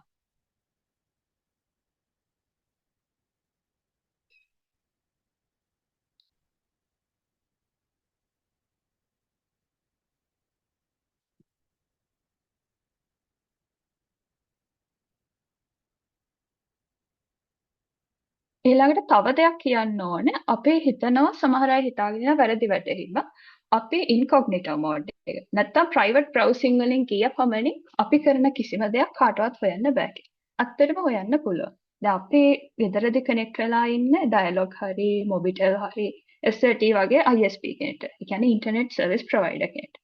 එතකොට අපි ඉන්කොග්නිටෝ මෝඩ් ගියත් නැතත් අපි කනෙක්ට් වෙන මොන සයිට් වලටද ඒවට යන රික්වෙස්ට් මොනවද අපි සර්ච් කරන්නේ මොනවද ඒ හැමදේම ISP-ට කියවන්න පුළුවන්. දැන් අපි ඔය දේ කළොත් අපේ ස්කෝල් එක නැත්නම් අපේ යුනිවර්සිටි එක වගේ නෙට්වර්ක් එකකට කනෙක්ට් අපි කියන පබ්ලික් Wi-Fi වගේ අපි දීලා තියෙනවා. ඒකට කනෙක්ට් වෙලා තියෙන අර ISP-ට අමතරව අපේ දැන් අතරමැදියෙක් විදිහට ස්කෝලේ නැත්නම් අපේ ඉස්කෝලේ නැත්තම් අපේ ඒ කැම්පස් එක ඒකේ ඉන්න අයටත් කියවන්න පුළුවන් අපි කොහෙටද කනෙක්ට් වෙන්නේ මොනවද බලන්නේ කියලා. එතකොට මේ ඉන්කොග්නිටෝ කියන එකෙන් කරන්නේ අපේ මේ cookie save වෙන එක browser history save වෙන එක වගේ දේවල් වළක්වනවා විතරයි. කියන්නේ අපේ privacy එක ආරක්ෂා කරනවා. අපේ පෞද්ගලිකත්වය ආරක්ෂා කරනවා විතරයි. ඒ වුණත් අපි ඊළඟට අපි අන්තර්ජාලයට සම්බන්ධ වෙන්නේ කොතනින්ද? ISP කෙනෙක්ගේ router එකකින්ද, public Wi-Fi වලින්ද, mobile data වලින්ද ඒව ඔපරේට් කරන හැමෝටම අපි කරන කියන දේවල් එයාලට බලන්න පුළුවන්. එතකොට browser security basics වලට ගත්තා දැන් අපි කතා කළා අපි වෙබ්සයිට් එකකට කනෙක්ට් වෙද්දී ඉස්සෙල්ලාම බලන්න ඕනේ එයා HTTPS secure වෙබ්සයිට් එකක්ද කියලා. ඒකට අපි ගිහින් බලනවා අර secure lock එක එයාගේ තියනවාද කියලා. ඊළඟට දෙවෙනියට අපි ගිහින් බලනවා URL එක අපි පිළිගන්න URL එකක්ද අපි දන්න අඳුරන trust කරන්න පුළුවන් URL එකක්ද කියලා. ඊට අමතරව අනවශ්‍ය pop-ups එනවා, permissions එල්ලෙනවා, extensions use කරද්දී, cookies, cache වගේ දේවල් එයාලා store කරද්දී ඒක අපිට ආරක්ෂාකාරී විදිහට අවශ්‍ය දේවල් විතරක් save කරලා අනවශ්‍ය ඔක්කොම block කරලා තියන්න පුළුවන්. ඔය තමයි කාලෙන් කාලට review කරලා අවශ්‍ය දේවල් විතරක් save වෙන විදිහට අපේ privacy එක, ඒ වගේ අපේ data වල security එක අපිට protect කරගන්න, ආරක්ෂා කරගන්න පුළුවන්. ඊට අමතරව තවත් වැදගත් දෙයක් තමයි අපි use කරන browser එක. browser එක ගොඩක් වෙලාවට අප්ඩේට් කරලා තියෙන එක. මොකද browser එකක් අප්ඩේට් කරනවා කියන්නේ අපි දන්නවා අපි browser එකක් කියන්නේ තව කෙනෙක් හදපු දෙයක්. Google එකෙන් හදපු Chrome එක තමයි අපි ඉන්ටර්නෙට් යන භාවිතා කරන්නේ. එතකොට එයාලා එහෙන් එයාලගේ software එක හැම වෙලෙම බලනවා මේකේ අඩුපාඩු තියෙනවද අලුත් ෆීචර්ස් ඇඩ් කරනවා සිකියුරිටි ප්‍රශ්න තිබ්බොත් ඒවා විසඳනවා. එතකොට යාලා සිකියුරිටි ප්‍රශ්නයක් ආපු ගමන් අපිට අප්ඩේට් එකක් කියනවා ඉක්මනට මේක අප්ඩේට් කරගන්න යාවත්කාලින කරගන්න. ඉතින් අපි ඒක පස්සෙන් පස්සේ දාලා postpone කරලා pause for a week, pause for a month වගේ options දුන්නම ඒක අපේ browser එකේ security වලට අපි browser එකේ save කරලා තියෙන දේවල්. password ඒ වගේ තමයි අපේ card details නැත්නම් browser එකෙන් පුළුවන් අපේ local storage එක access කරන්න. අපි save කරලා තියෙන files computer එක ඇතුලේ නැත්නම් phone එකේ internal storage එක ඒ වගේ දේවල් හැම දෙයකටම ඒක risk එකක් වෙනවා. අපි browser එක හරියට update කරලා නැති වුණා. එතකොට මේ safe browsing වලදී අපේ පළවෙනි challenge එක තියෙනවා. මේක ඔයාලගේ Future Minds competition challenge එක නෙමෙයි, just to understand ඔයාලා අද දැන් මේ වෙනකන් කරපු content එක අවබෝධයෙන් අහගෙන හිටියද කියලා බලන්න. එතකොට පළවෙනි challenge එක තමයි අපි හොයාගන්න how strong my password is. මගේ password එක කොච්චර ශක්තිමත්ද කියලා. එතකොට මම මෙතන passwords 5ක් දීලා තියෙනවා. මම ඔයාලට විනාඩියක ටයිම් එකක් දෙන්නම්. දැන් 44යි 6යි.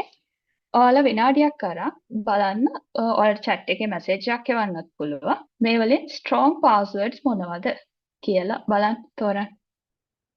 A B C D E තුනක් තියෙනවා. ඔයාලට හිතෙන විදිහට ශක්තිමත් password එකක් කියන්නේ strong password එකක් ඉන්නේ මොනවද මේ පහේ?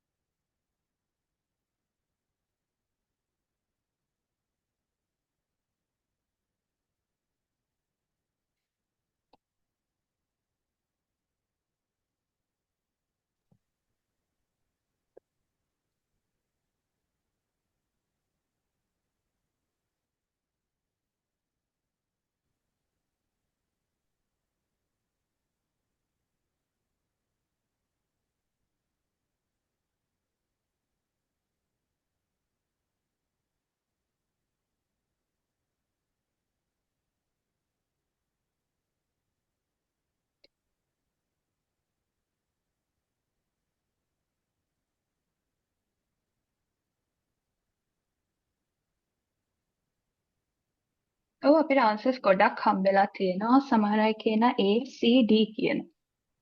ගොඩක් අය. තව අය කියන A only කියලා answers වගේකුත් තියෙනවා. තව D only කියලා answer එකක් තියෙනවා. C and D කියලා answer එකක් තියෙනවා.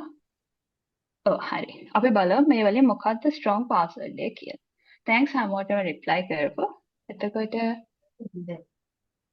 දැන් අපි බලුවොත් මෙතන strong passwords වෙන්නේ C and D විතරයි. ඒතර එක්කෙනෙක් කියලා තිබ්බා spaces තියන්න බෑ කියලා. ඒතකොට අපිට ඕන space එකක් වෙනුවට මොකද්ද underscore එකක් use කරන්න පුළුවන්. නැත්නම් hyphen එකක් අපිට type කරද්දී දාන්න පුළුවන්. ඒ වගේ තමයි සමහර passwords වල spaces තියන්න යාලා allow කරනවා. එතකොට අපි ගත්ත පළවෙනි password එක. ඒක සමහර අය කියලා තිබ්බා ඒක strong password එකක්. ඒකයි strong වෙන්නේ නැත්තේ. ඔයාලා keyboard එකේ බලන්න 1 2 3 කියන එක පේලියට තියෙනවා. I Q W E A S D Z X C කියන ওই letters ටික එක පේලියට තියෙනවා. එතකොට මේක length එක වැඩි වුණත් ඒකේ numbers ගොඩක් තිබ්බත් අපි ඒක type කරනවා ළඟ ඉන්න කෙනෙක් බලාගෙන හිටියොත් එයාට මේ pattern එක එකපාරට just by one click එයාට ඒක identify කරගන්න පුළුවන්. ඒකයි ඒක strong password එකක් වෙන්නේ නැත්තේ. ඊළඟ දෙවෙනි එක නම් obvious. මොකද අපි දන්නවා අපේ date එකක්, name එකක්, නැත්නම් තැනක්, place එකක් වගේ දෙයක් අපේ passwords වලට use කරන්නේ නැහැ. ඒක ගොඩක්ම weak. ගොඩක්ම දුර්වල. තුන්වෙනි එක තමයි the blue crayon is longer than the print. මේක sentence එකක්. නැත්නම් අපි කියන phrase එකක්. ඒ වගේ තමයි මේක random phrase එකක්. එතකොට මේක මේ වගේ දෙයක් මම මගේ password එකට දාගෙන ඉන්නවා ඇති කියලා කවුරුත් හිතන්නේ නැහැ. ඒතකොට එයාලා ගොඩක් අය try කරන්නේ මගේ නමට ඉලක්කමක් දානවා නැත්නම් මම ගොඩක් කැමති කෙනෙක් මගේ ගෙදර pet කෙනෙක් ඉන්නවා නම් එයාගේ නම නැත්නම් මම ගොඩක් අයට බලන ෆිල්ම් එක ඒ වගේ දේවල් තමයි අර අනිත් අය දකින අය infer කරන්නේ නැත්නම් guess කරන්නේ. ඒතකොට මේ වගේ random phrase එකක් උදාහරණයක් today is a rainy day. ගොඩක් අය හිතන්නේ මම ඒ වගේ දෙයක් මගේ password එකට දාගෙන ඉඳීවි කියලා. එතකොට ඒක strong password එක. ඊට දෙවෙනියට තියෙන AYHE+ ඔය වගේ combination එක. ඒක නම් ගොඩක්ම strong password එක. මොකද ඒකේ letters තියෙන එක එක තැන්වල වගේ මේකේ plus mark එක. අර අපි කියන ඇඩිෂන් මාර්ක් එක ඒකේ තියෙනවා. ඒවල කැපිටල් සිම්පල් ලෙටර්ස් දෙකම තියෙනවා. ඒක ස්ට්‍රොක්. ඊළඟ අන්තිමට තියෙන I love මල්ලිකා කියලා. ඒකත් ලේසියෙන්ම අපිට ගෙස් කරන්න පුළුවන් පාස්වර්ඩ් එක. සාමාන්‍ය ඔයගේ ළඟම ඉන්න කෙනෙක් ඉන්නවා නම් එයා සමහර වෙලාවට ඔය වගේ කම්බයිනේෂන්ස් ඔයගේ accounts වල try කරලා බලනවා වෙන්න පුළුවන්. එතකොට සාමාන්‍යයෙන් ජෙනරලි කතා කළොත් අපි ස්ට්‍රොං පාස්වර්ඩ් එකක් කියන්නේ ඒකට කැරක්ටර්ස් 12ක් හරි වැඩියෙන් තියෙනවා. මේ 12 කියන එක හැදිලා තියෙන්නේ brute force කරනවා ඔයාලා දන්න පාස්වර්ඩ්. කියන්නේ අපි එක එක කම්බයිනේෂන්ස් ගහ බලනවා හරියන එකක් එනවද කියලා. පළවෙනි අකුරට අපි මුල් ඇල්ෆබෙට් එකම ගහනවා ඊළඟ එකට අපි ආය ඇල්ෆබෙට් එකම ගහලා ඔයාලා දන්න සංකර්ණ සංයෝජන. ඒ වගේ අපි try කරලා බලන්න එන්න පුළුවන් ඔක්කොම ආකාර. එතකොට මේ සාමාන්‍ය ඒකේ කැරක්ටර්ස් 12ක් හෝ ඊට වැඩියෙන් තිබ්බොත් සාමාන්‍ය පාස්වර්ඩ් එක brute force කරන්න අවුරුදු ගණනාවක් යනවා. අවුරුදු 4ක වගේ කාලයක් යනවා. ඒ හින්දා තමයි එතකොට මේ අවුරුදු 4 ගත වෙලා එයා brute force කරද්දී අපි අනිවාර්යෙන් අපේ පාස්වර්ඩ් එක මාරු කරනවා. ඒක කියන්නේ කැරක්ටර්ස් 12ක් හෝ වැඩි වෙන්න ඕනේ strong password එකක් වෙන්න. එතකොට ඊට අමතරව අපේ පාස්වර්ඩ් එකේ capital letters, simple letters, numbers, ඊළඟ special characters. ඔය @ symbol එක, hash symbol එක, and symbol එක ඒ වගේ දේවල් combination එකක් වෙලා තියෙනවා නම් අර brute force කරන්න යන කාලේ තවත් වැඩි වෙනවා. මොකද යාට letters වලට අමතරව simple letters උත් බලන්න ඕනේ, capital letters උත් බලන්න ඕනේ, numbers උත් බලන්න ඕනේ, special characters බලන්න ඕනේ. එතකොට අපිට වැඩි protection එකක් අපේ password එකට ගන්න පුළුවන්. එතකොට හිතන්න මම මගේ පාස්වර්ඩ් එක දාලා තියෙනවා මෙතන letter D වලින් පෙන්නන එක.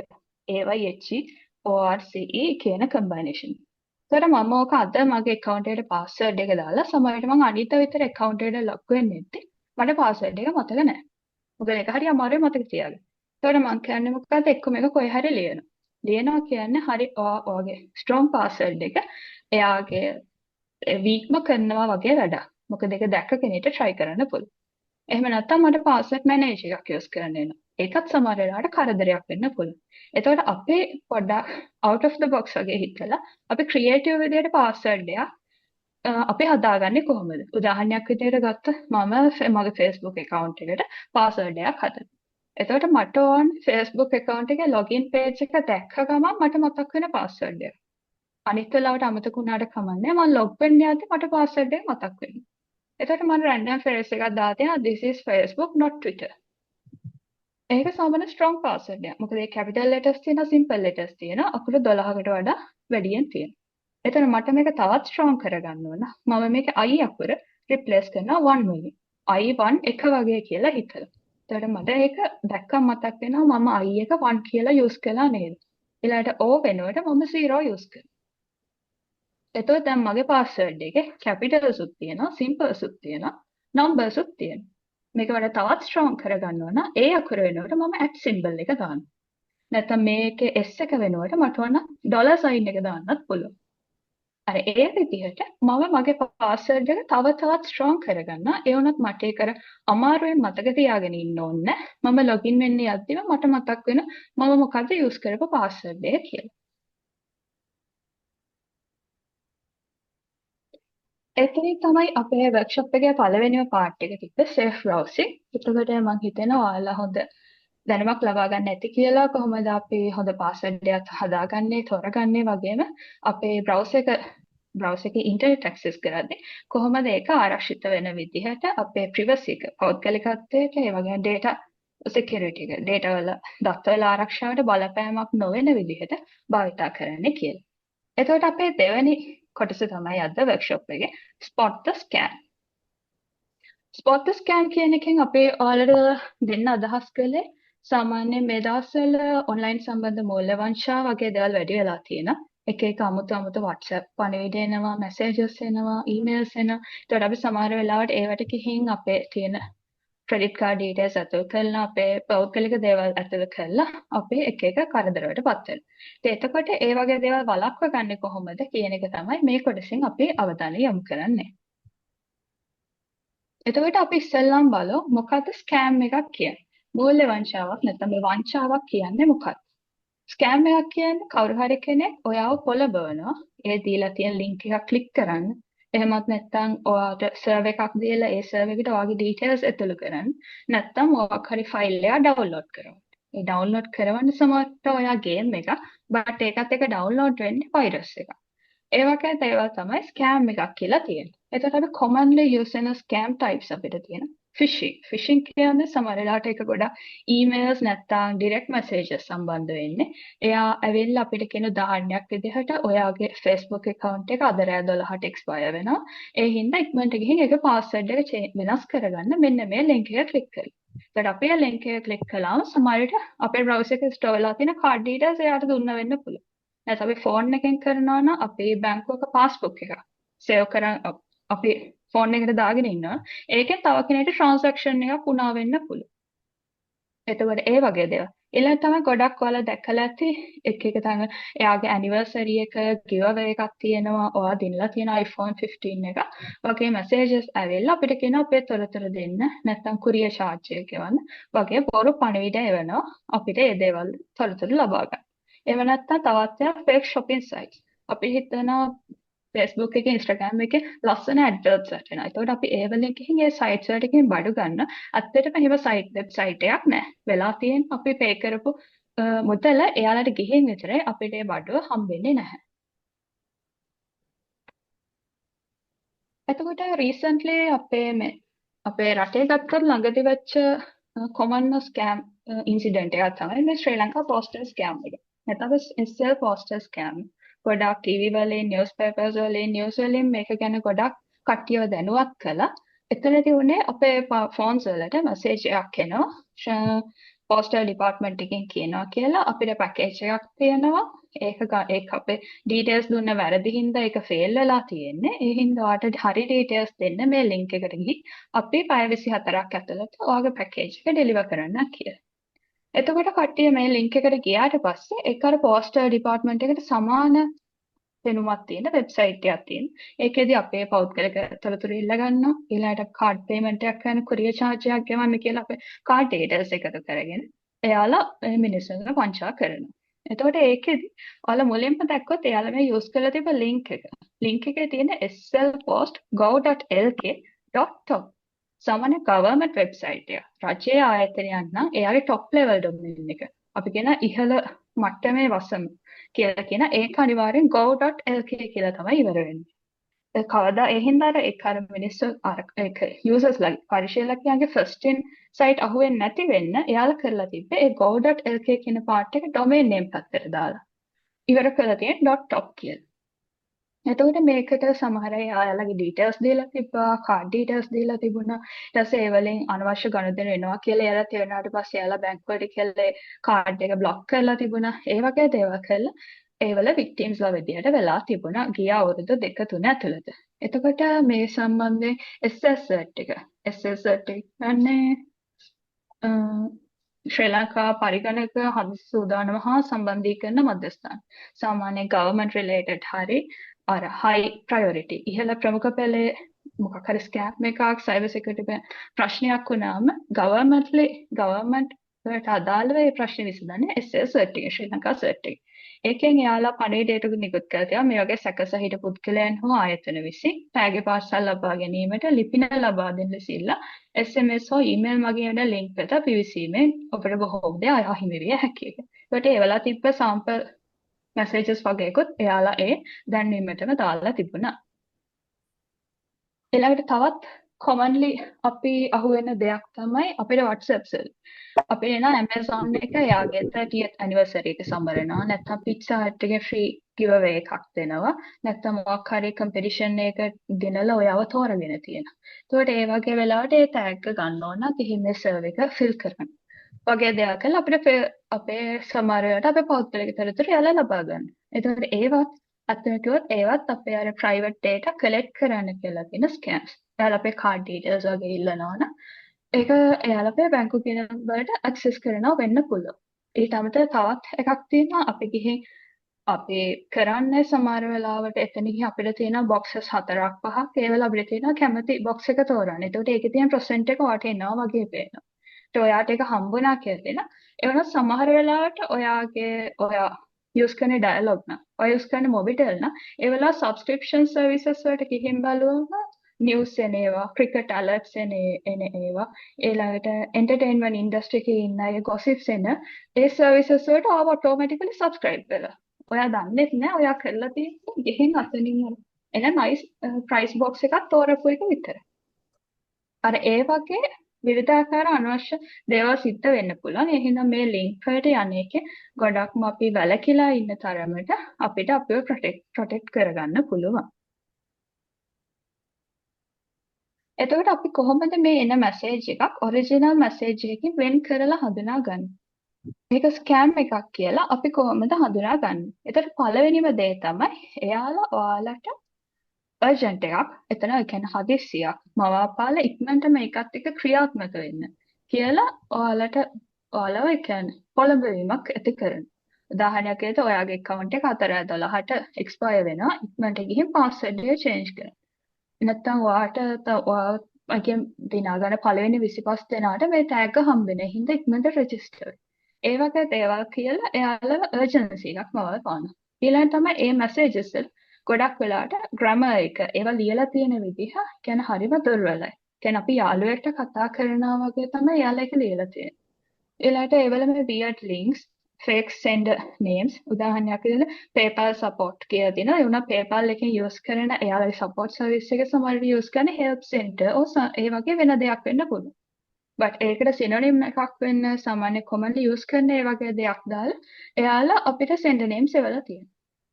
ඊට තවත් දෙයක් තමයි Amazon. මේකේ බිඳුව වෙනුවට ඕවකුර වෙනුවට යාලා බිඳුවක් දාලා තියෙනවා. ඒතකොට මේක දකින කෙනෙක් කවදාවත් මේක වෙනස එකපාරම තේරුම් ගන්නේ නැහැ. මෙතන තියෙන number 0ද නැත්නම් letter Oද කියන එක. තවත් දෙයක් තමයි යාලා BD මාරු කරනවා. උදාහරණයකට Mobitel කියනකොට යාලා Moditel කියලා දානවා. එතකොට අපිට ඒක identify කරගන්න එකපාරම අමාරුයි. ඊළඟ තමයි යාලා නිකන් අර අපිට ඒක ආකර්ෂණයක් ඇති වෙන විදිහට කැමැත්තක් ඇති වෙන විදිහට ඒ messages craft කරලා නැත්නම් ඒ messages ලියලා අපිට එවන්නේ. එතකොට අපි එක උදාහරණයක් බලමු. phishing email එකක් තමයි මේ තියෙන්නේ. එතකොට මේ email එක එවලා තියෙන්නේ University of Morato ඉන්න කෙනෙක් සීතා කියලා. එයාගේ email එකේ password එක change කරගන්නයි කියලා තමයි password change කරගන්න. ඒක අද expire වෙනවා කියලා එවලා තියෙන්නේ. එතකොට එයා අයිති වෙන ආයතනය තමයි University of Morato. ඒ වුණත් ඔයාලා බලන්න sender. එවලා තියෙන්නේ කොහෙන්ද? info@moe.gov.lk. moe.gov.lk කියන්නේ මොකක්ද? Ministry of Education, Government of Sri Lanka.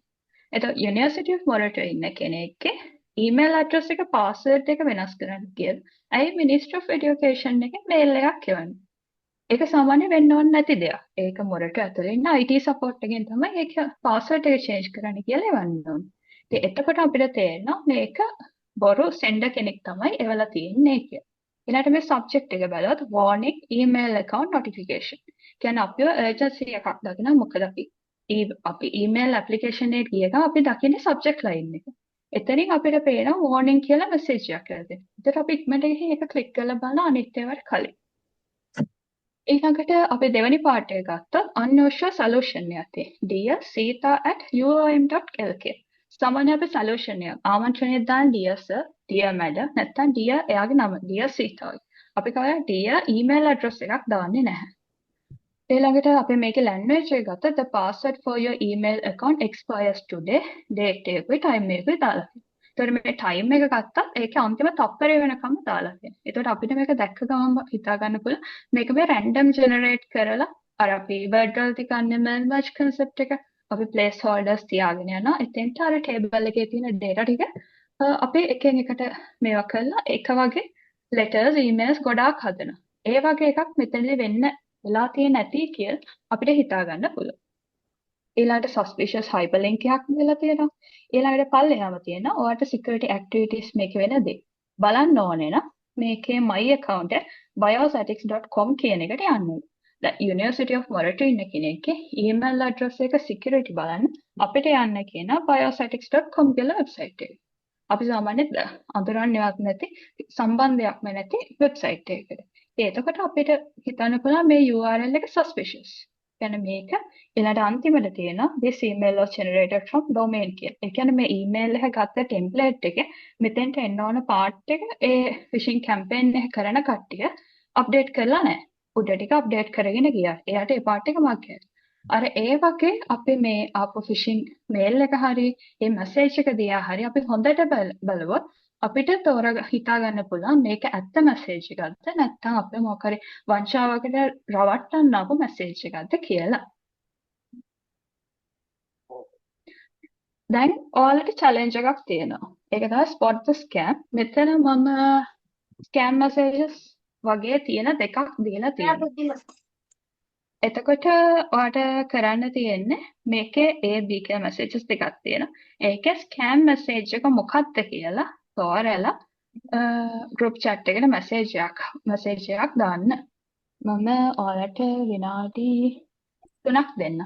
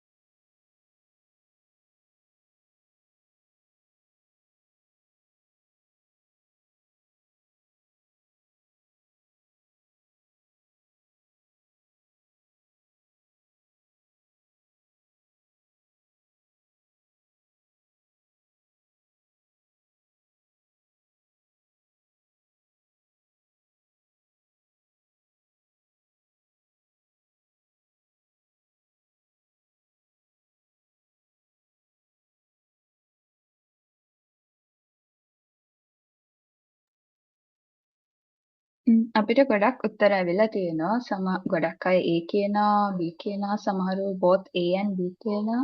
හොඳයි ඔයාලා try කරපු එක. එතකොට අපි බලමු මේකේ ඇත්තටම scam message එක මොකද්ද කියලා. පළවෙනි message එක තියෙන්නේ ඔයාලට job offer එකක් ගැන. ඒකෙදි congrats කරලා එයාට project manager role එකක් offer කළා කියලා තියෙනවා. salary එකක් එක $70,000. ඊට කියනවා ඔයාට offer එක access කරන්න ඕන නම් before it's too late මෙන්න මේ link එකට එන්න කියලා. එතකොට පළවෙනිම දේ තමයි අපි මේක ඔයාලට මේ වගේ message එකක් ඔයාලට ආවොත් ඔයාලා දැනගන්න ඕනේ ඔයාලා interview එකකට යන්න ඕනේ ඔයාලට job offer එකක් හම්බ වෙනවා. එතකොටම ඔයාලට දැනගන්න පුළුවන් ඔයා ඒ ගිය තැනින්ද මේ කෙවලා තියෙන්නේ කියන එක number 1 ඔයාලට ඒක identify කරගන්න පුළුවන්. ඊට අමතරව දැන් මෙතන තියෙන comparative salary of කියලා salary එකේ amount එක දීලා තියෙනවා. සාමාන්‍ය salary එකක් කියන්නේ හරිම sensitive දෙයක්. ඒ වගේ තමයි ඒක ගොඩක් private දෙයක්. ඒක මේ වගේ DM එකක එවන්නේ නැහැ. ඒ වගේම තමයි ඒක එවනවා නම් ඒකේ breakdown එකක් තියෙනවා. ඔයාගේ basic salary කීයද? ඒකට එකතු වෙන other additional compensations මොනවද? ඒ වගේ ඒක breakdown එකක් එක තමයි සාමාන්‍ය salary package එකක් benefit package එකක් විදිහට ඒක යොමු කරන්නේ. ඊට අමතරව තවත් එකක් තියෙනවා මෙතන before it's too late. ඒක නිකන් ඔයාට urgency එකක් generate කරන ඉක්මනට මේ link එක click කරන්න කියලා. ඉතින් එතකොට අපිට මේක බලන්න පුළුවන් මේක බලමට මේක මේවා message එකක් කියලා. scam message එකක් කියලා. එතකොට දෙවෙනි එක B එකේ තියෙන්නේ my government කියලා එකකින් එවලා තියෙනවා. එයාලා අපේ tax process කළාලු අපිට tax return එකක් තියෙනවා $2560.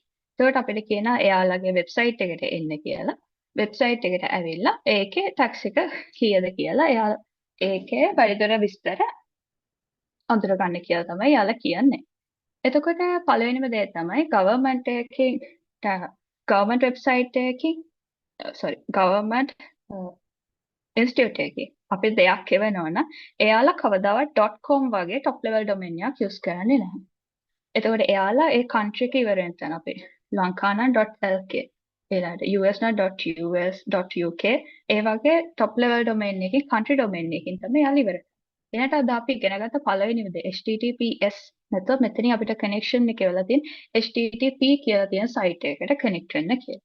එතකොට එතනින්ම අපිට පේනවා අපි මේ site එකට connect වෙලා මොන detail එක දැම්මා ඒක අතරමැද ඉන්න කෙනෙක්ට ඒක බලලා අපි මොනවද කතා කරන්නේ කියලා ඒක විස්තර බලන්න පුළුවන්. එතකොට ඒකෙදත් අපිට තියෙන එක ඊළඟට තමයි මේකේ use කරලා තියෙන language එක. We have processed your tax return of 2560. සාමාන්‍ය government institute එකකින් ඒ වගේ tone එකක message එකක් අපිට එවන්නෙම නැහැ. එතකොට ඒ ඔක්කොම සැලකුවම අපිට කියන්න පුළුවන් B message එකක් මේකත් scam එකක් තමයි. ඒකට both A and B messages are scam messages. ඊළඟට තමයි වැදගත්ම දේ. අපි ස්කෑම් එකක් හම්බුනම අපි මොකද කරන්නේ? ඒකට අපිට මේ traffic light concept එක use කරන්න පුළුවන්. red light එකෙන් කියනවා වගේ අපි ඒකේ link එක click කරන්න කලින් අපි නතර වෙනවා. stop before you click. ඊළඟට අර අපි කලින් කළා වගේ message එකේ තියෙන features ඊළඟට ඒකේ තියෙන language එක ඒක use කරලා තියෙන දේවල් අපි හොඳට බලලා identify කරගන්නවා මේක ඇත්තටම safe message එකක්ද valid තැනකින්ද අපිට එවන්නේ ඒ වගේ දේවල් අපිට තහවුරු කරගන්න පුළුවන්. ඊට පස්සේ finally අපි action එකක් ගන්නවා. ඒක valid message එකක් කියලා අපි තහවුරු කරගත්ත. අපිට මේ message එකේ තියෙන link access කරලා ඒ site එකට යන්න පුළුවන්. එහෙම නැත්නම් අපි ඒකේ තියෙන link එකක්වත් click කරන්නේ නැහැ. ඊට තමයි ඒ DM එකක් ආවනේ DMs වලට අපි reply කරන්නේත් නැහැ. ඊට අමතරව එයා දිගින් දිගටම අපිට ඒ වගේ messages එවනවා නම් අපිට පුළුවන් එක screenshot එකක් තියාගෙන එයාව block කරලා දාන්න. එහෙමත් නැත්නම් හිතන්න Bank of Ceylon වගේ කියලා පේන තැනකින් අපිට එහෙම අපේ account එක සම්බන්ධ දිගින් දිගට messages යනවා. ඒකට ඒ වගේ දෙයක් නම් ඔයාට ගිහින් එයාව ඒ bank එකට ගිහින් කතා කරලා බලන්න පුළුවන් මේක ඇත්තටම එයාලගේ campaign එකක්ද නැද්ද කියලා. එතකොට අපේ දැන් තව දෙයක් තමයි අපි අපේ credit card details websites වලට දෙනවා. එක දේවල් purchase කරා. එතකොට අපි දන්නේ නැහැ මොන site එකේ මොන වෙලාවක අපේ card details වගේ දේවල් නැති වෙයිද කියලා. කියන්නේ වෙන කෙනෙක්ගේ අතට යයිද කියලා. ඒක හොඳම දේ තමයි අපි two factor authentication enable කරලා තියෙන එක. එතකොට එයාට අපේ card details හම්බුණා. එයාට ඒ ගනුදෙනු ඉස්සරහට කරගෙන යන්න බෑ. ඉස්සරහට කරගෙන යන්න බෑ. අනිවාර්යෙන් අපේ phone එකට එන OTP එක enter කරන්නේ නැතුව. ඒ වගේ විදිහට අපිට අපේ card bank accounts අපිට protect කරගන්නට පුළුවන්.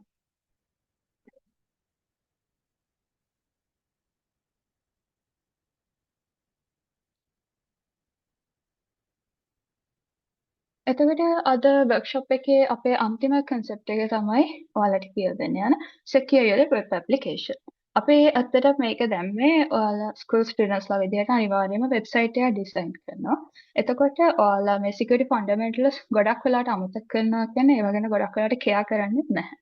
එතකොට ඒකෙදි මේක ඇවිල්ලා ගොඩක් wide topic එකක්. ඒක in depth යනවා මොකද අපි මොකක් හරි වෙබ්සයිට් එක මේ විදිහට මේක එක්ස්ප්ලොයිට් කරන්න පුළුවන් කියලා හඳුනාගත්ත ගමන් කරන්නේ ඒකට පැච් එකක් දෙන එක. ඒ පැච් එක දුන්නට පස්සේ එයා බලනවා අර එක්ස්ප්ලොයිට් එක ඒ විදිහට නැත්නම් වෙන විදිහකට එක්ස්ප්ලොයිට්. ඒ වගේම මේක දිගින් දිගටම grow වෙනවා. කාලෙන් කාලෙට වෙනස් වෙනවා.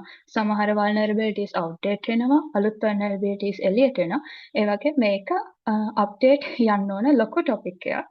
එහෙනම් අද මේ workshop එකෙන් අපි ඔයාලට ඒකේ fundamentals ඒකේ මූලික දේවල් ටිකක් කියලා දෙනවා. එතකොට ඔයාලා මේ site එකට interest එකක් තියෙනවා නම් ඔයාලට පුළුවන් තවත් resources refer කරලා ඒ ගැන තවදුරටත් දේවල් ඉගෙන ගන්න. එතකොට පළවෙනි එක තමයි why security matters in web applications. එතකොට අපි website එකක් design කරද්දී අපි ඉස්සෙල්ලාම සලකන්නේ ඒකේ දෙන functionality. උදාහරණයක් විදිහට ෆෝම් එකක් තියෙනවා නම් ඒ ෆෝම් එකට අපි ඩීටේල්ස් දැම්මම ඩීටේල්ස් ෆිල් කළාම ඒක අනිවාර්යයෙන්ම ගිහින් ඩේටාබේස් එකේ ස්ටෝර් වෙන්න ඕනේ. ඊට ඒ යූසර් කෙනෙක් ඇවිල්ලා ඩේටා ටික query එකකින් රිට්‍රීව් කළාම නැත්නම් සර්ච් කළාම ඊට අදාළ ඩේටා ටික ෆිල්ටර් වෙලා අපේ පේජ් එකේ පෙන්වන්න ඕනේ. නැත්නම් ලොගින් පේජ් එකක් තියෙනවා නම් අපේ රෙජිස්ටර් වෙලා ඉන්න යූසර් කෙනෙක් යූසර් නේම් පාස්වර්ඩ් දැම්මම ඒකට ලොගින් වෙන්න ඕනේ. වෙන බොරු යූසර් නේම් පාස්වර්ඩ් එකක් හරි වැරදි දෙයක් හරි දැම්මම ඒකට ලොගින් වෙන්න බෑ. එතකොට අපි බලන්නේ මූලිකයෙන්ම මේ වෙබ්සයිට් එක හරියට ෆන්ක්ෂනල්ද? හරි ක්‍රියාකාරීත්වයක් එයාගේ තියනවාද කියන එක තමයි. ඊට පස්සේ අපි දෙවැනියට බලන දේ තමයි වෙබ්සයිට් එකේ පෙනුම. මේකේ කලර්ස්, බෑග්ග්‍රවුන්ඩ් ඉමේජස්, ෆොන්ට් එක, ඊළඟ ඩිසයින් එක කොයි වගේද කරන්නේ කියලා බලලා මේක ඇට්‍රැක්ටිව් විදිහට ඇට්‍රැක්ටිව් පෙනුමක් එන විදිහට හදන එක තමයි අපේ ඊළඟ අරමුණ වෙන්නේ. එතකොට ඔය දෙකම කන්සිඩර් කළාට පස්සේ ගොඩක් වෙලාවට අපි සිකියුරිටි ගැන සලකන්නේම නැහැ. We just release the website. ඊට පස්සේ කාලයක් ඉද්දි තමයි අපිට තේරෙන්නේ අපේ වෙබ්සයිට් එක හැක් වෙනවා, ඊළඟට අපේ ඩේටාබේස් එකේ ඩේටා නැති වෙනවා, ඩේටාබේස් ඩවුන් වෙනවා, ඊළඟට ඩේටා ලීකේජ් එකක් වෙන්න පුළුවන්, ඊළඟට අපි අද වෙබ්සයිට් එකේ ඉන්නවා ඊළඟ දවසේ ඒක ඩිෆෙස් කරලා වෙබ්සයිට් එකේ පෙන්වන්නේ වෙනම දෙයක්.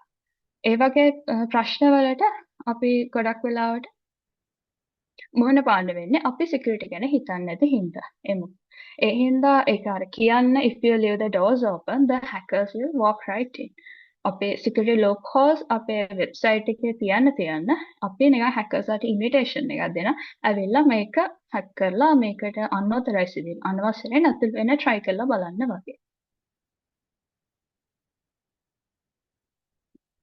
එතකොට මේකෙදී වෙබ්සයිට්ස් වල තියෙන common vulnerabilities ගොඩක් තියෙනවා. දැන් අපි මෙතන එකක් ගත්තත් SQL injection ගත්තත් ඒකෙත් variations ගොඩක් තියෙනවා. blind SQL injection කියලා තියෙන එක විදිහට ඒවා අර structured වෙලා එක branches වලට කැඩි යනවා. ඉතින් එතකොට අද මේකෙදි අපි general understanding එකක් විතරයි දෙන්නේ. එතකොට අපි මේකෙදි මූලිකයෙන්ම අවධානය යොමු කරන්න හිතාගෙන ඉන්නේ SQL injection, cross-site scripting හා insecure authentication කියන තුනට.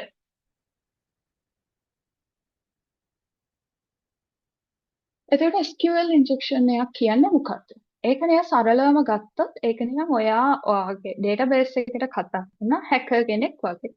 කියන්නේ අපි දන්නවා අපි dynamic website එකක් හදද්දී අපේ user ඉන්නවා user ගෙන් කතා කරනවා website එකේ web server එකට.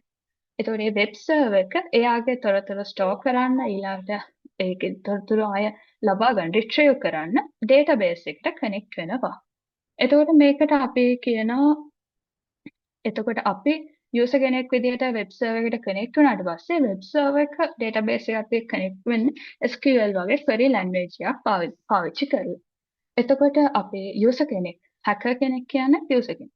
එතකොට එයාට පුළුවන් එක SQL syntax වලට match වෙන විදිහ payloads path එයා input කරන form එකේ input එකක් වෙන්න පුළුවන්, search bar එකකට දාන වචනයක් වෙන්න පුළුවන්, නැත්නම් URL එකක් වෙන්න පුළුවන්. ඒකට දාලා අතන වෙබ් සර්වර් එකට යවන්න වෙබ් සර්වර් එකත් ඒක වැඩි ක්‍රියා කරන්න තෝ database සර්වර් එකට යනවා database සර්වර් එකට යවුවට පස්සේ ඒක හරියට process වුණාම සමහර වෙලාවට database එක drop වෙන්න පුළුවන් ඔක්කොම entries delete වෙනවා නැත්නම් වෙන කෙනෙක් යටතේ password එක නැතුව එයාට login වෙන්න පුළුවන් වෙනවා නැත්නම් එයා ඉල්ලන data ප්‍රමාණයට වඩා වැඩි data ප්‍රමාණයක් database එකෙන් එළියට ගන්න පුළුවන් වෙනවා ඒ වගේ දේවල් තමයි SQL injection එකෙන් වෙන්නේ එතකොට අපි මේකේ ඩෙමෝ එකක් බලුවොත් ඔයාලටත් මේ labs try කරන්න පුළුවන් මේක Portsfigure Academy කියලා portsfigure.net කියන එක තියෙන්නේ. ඒක මේ websites වල එන්න පුළුවන් common vulnerabilities list out කරලා තියෙනවා.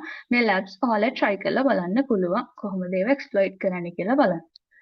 එතකොට අපි පළවෙනි lab එකට ගියොත් ඒකේ තියෙන්නේ SQL injection vulnerability where clause allowing retrieval of hidden data.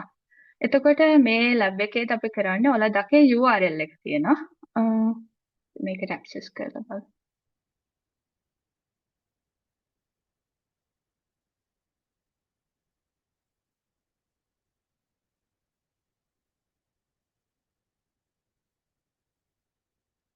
මේක තමයි අපේ ලැබ් එක. එතකොට මේක ඔයාලට පේනවා මේක shopping site එක. ඒකේ මෙතන අපිට filters දාලා තියෙනවා. ඒ filters වලින් ඒ අදාළ corporate gift, food and drink, pets වගේ දේවල් අපිට filter out කරලා ගන්න පුළුවන්. එතකොට අපි මේකේ all කියන option එකට ගියොත් මේකේ මේ වෙලාවේදී items 12ක් තියෙනවා. all items 12ක් තියෙනවා. දැන් අපි කරන්නේ අපි මේ corporate gift කියන එකට යනවා. එතකොට අපි දන්නවා දැන් අපි all තියෙන items වලින් අපි corporate gift කියන එකක් තෝරනවා කියන්නේ මේ products කියලා table එකක් ඇති database එකේ. ඒ products table එකෙන් අපි try කරනවා corporate gift කියන මොකද ඒ කියන්නේ අර attribute එක තියෙන items ටික විතර තෝරලා ගන්න. ඉතින් එතකොට අපි මේ text කියන එක ගත්තොත් මම මෙතෙන්ට පොඩි සරල payload එකක් දානවා.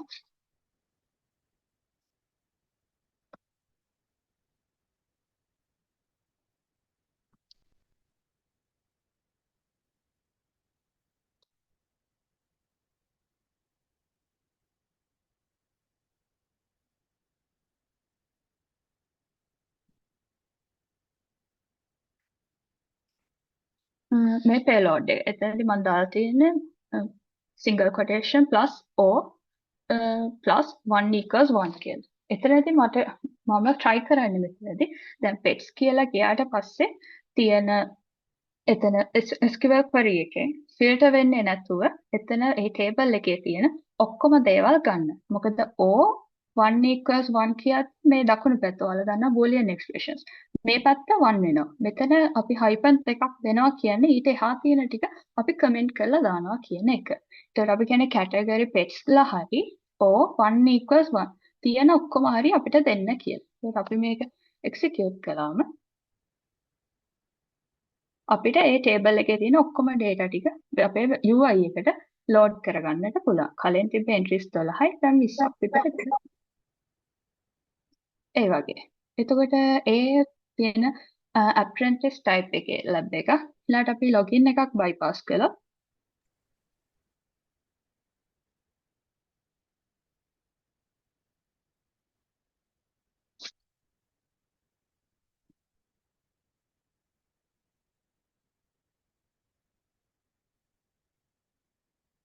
එතකොට අපේ කලින් අර shopping website එක ඇවිල්ලා තියෙනවා. මම ඒකේ my account කියන එකට යනවා. එතකොට අපේ login page එකක් තියෙනවා. මෙතනදී අපි test වගේ random username password එකක් දුන්නොත් login කරොත් ඒක අපිට ගන්න invalid username or password කියලා. එතකොට මම මෙතන username එකට දානවා මේ වගේ එකක්. administrator මෙන්න මේ විදිහ එකක් දානවා. ඊට password එකට මම මුකුත් දාන්නේ නැහැ. මෙතනදී මම කරලා තියෙන්නේ අපි දන්නවා SQL query එකකට හැදෙන්න select from where. select from where එකේ where clause එකේ username equals administrator and password equals කියන ටිකේ මම මෙතන hyphen දෙකක් දාලා password equals කියන කැල comment කරන්න තමයි දැන් මම මෙතනදී plan කරන්නේ. එතකොට අපි මේක login දුන්නට එයා login එක ගන්නෙ නැහැ. මෙතන password form එක fill කරන්න කියනවා. මම එතන random password එකක් ගහනවා. එතකොට මම administrator account එකට log වෙනවා. මොකද එයා අර password කියන part එක comment කරලා username equals administrator කියන තැනට එනකම් විතරයි ගත්තේ. ඒක valid SQL syntax එකක්. ඒ හින්දා එයා administrator account එක password එකක් නැතුව අපිට retrieve කළා මේ SQL injection එක තුලින්.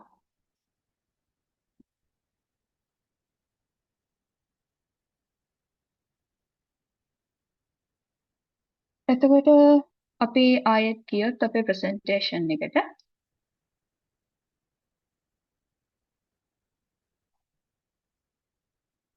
ඊළඟට අපි කතා කරන එක තමයි cross site scripting කියන එක. cross site scripting කියන්නේ your site their script. කියලා තමයි අපි සරලව මේක දාලා තියෙන්නේ. එතකොට අපි දන්නවා අපි HTML වලින් තමයි static websites ගොඩක් වෙලාවට හදන්නේ.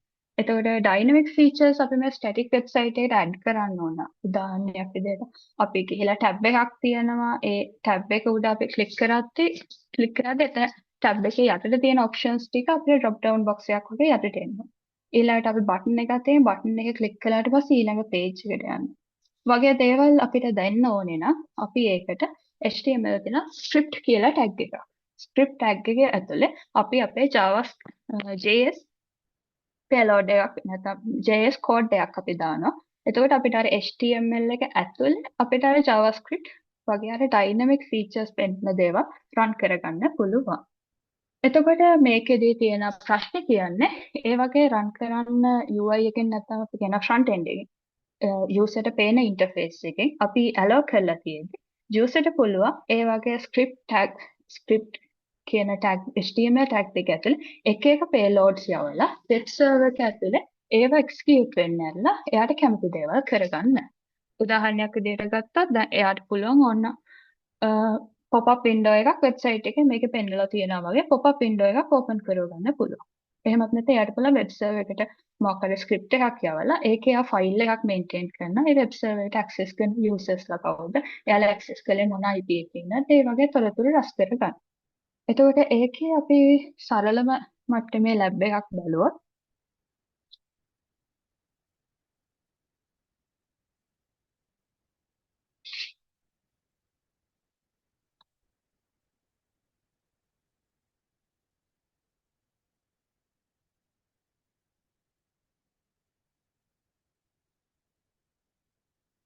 මෙතනදී තියෙනවා මේ cross-site script වල එක එක variations තියෙනවා. reflected cross-site scripting, stored cross-site scripting වගේ. ඒත් අපි මෙතනදී බලන්නේ reflected cross-site scripting. ඒ කියන්නේ අපි මොකක් හරි අතල තියෙන search box එකක් නැත්නම් comment box එකක් වගේ දෙයක් හරහා අපි JavaScript payload එකක් යවනවා.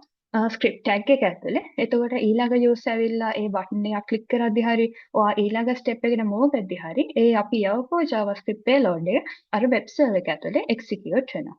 දැන් මෙතනදී මම යවන ස්ක්‍රිප්ට් එකක් මෙන්න මේ වගේ එකක්. එතනදී ස්ක්‍රිප්ට් කියන ටැග් එක ඇතුලේ alert 1 කියලා තමයි යවන්නේ.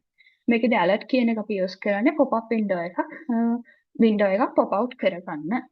ඒකට මම මේකදී ළම search දුන්න ගමන්ම pop-up box එක අපේ යවපු JS payload එක වෙබ් සර්වර් එකේ රන් වෙලා ඒක අපිට එයාගේ අවුට්පුට් එක පෙන්වනවා.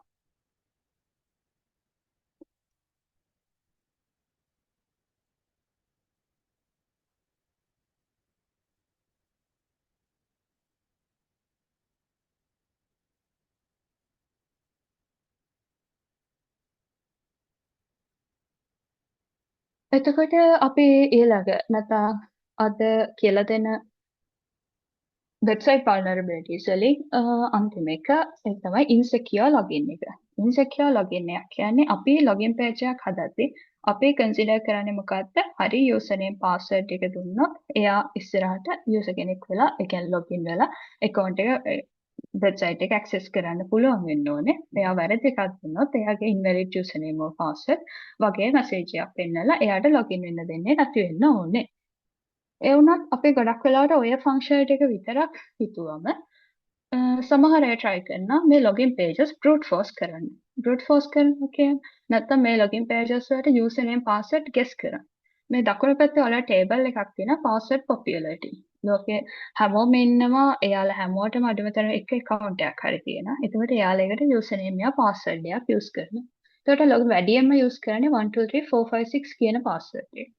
ඒ වගේ අපි මේ යූසර්ස්ලා කොමන්ලි යූස් කරන පාස්වර්ඩ් මොනවද කියලා ගොඩක් තැන්වල ලිස්ට් මේන්ටේන් කරනවා. ඒකේ 1000k 1 million 5 million වගේ ලොකු ලිස්ට් එයාලා මේන්ටේන් කරනවා කොමන්ලි යූස් කරන යූසර් නේම් පාස්වර්ඩ්. එතකොට එයාලා මොකද කරන්නේ? එයාලා Python වගේ ස්ක්‍රිප්ටින් ලැන්ග්වේජ් එකක් අරගෙන මේක ඔටෝමේට් කරනවා. වෙබ්සයිට් එකකට login page එකට connect වෙන්න කනෙක්ට් කරලා මේ username password variation ඒ login page එකේ try කර කර බලන්න කියලා. එතකොට අපි අපේ වෙබ්සයිට් එක පැත්තේ මුකුත් කන්ට්‍රෝල් එකක් දාලා තිබ්බේ නැත්තම් එයාට 1000k විතර තියෙන පාස්වර්ඩ් ලිස්ට් එකම රන් කරවලා නැත්තම් යූසර්නේම් ලිස්ට් එකම රන් කරවලා බලනවා මේකෙන් හරියන යූසර්නේම් පාස්වර්ඩ් ක්‍රෙඩෙන්ෂියල් කම්බයිනේෂන් එකක් ගන්න පුළුවන්ද කියලා. එතකොට අපි මෙතනින් ගිහින් බලුවොත් මේ තියෙන GitHub එකේ රෙපෝ එකක් ඒ වගේ පාස්වර්ඩ් ලිස්ට් මේන්ටේන් කරන. එතකොට මේකේ තියෙන පාස්වර්ඩ්ස් 1000 තියෙනවා. ඊට අමතරව password 1 million 10,000 වගේ තියෙන දේවල් තියෙන pages මෙයාලා maintain කරගෙන යනවා. එතකොට කවුරු හරි කෙනෙක්ට ලේසියෙන් ගිහිල්ලා username password list දෙකක් අරගෙන brute force කරවන්න පුළුවන් මේ login page එකේ අතුලට යනවද නැද්ද කියලා බලන්න.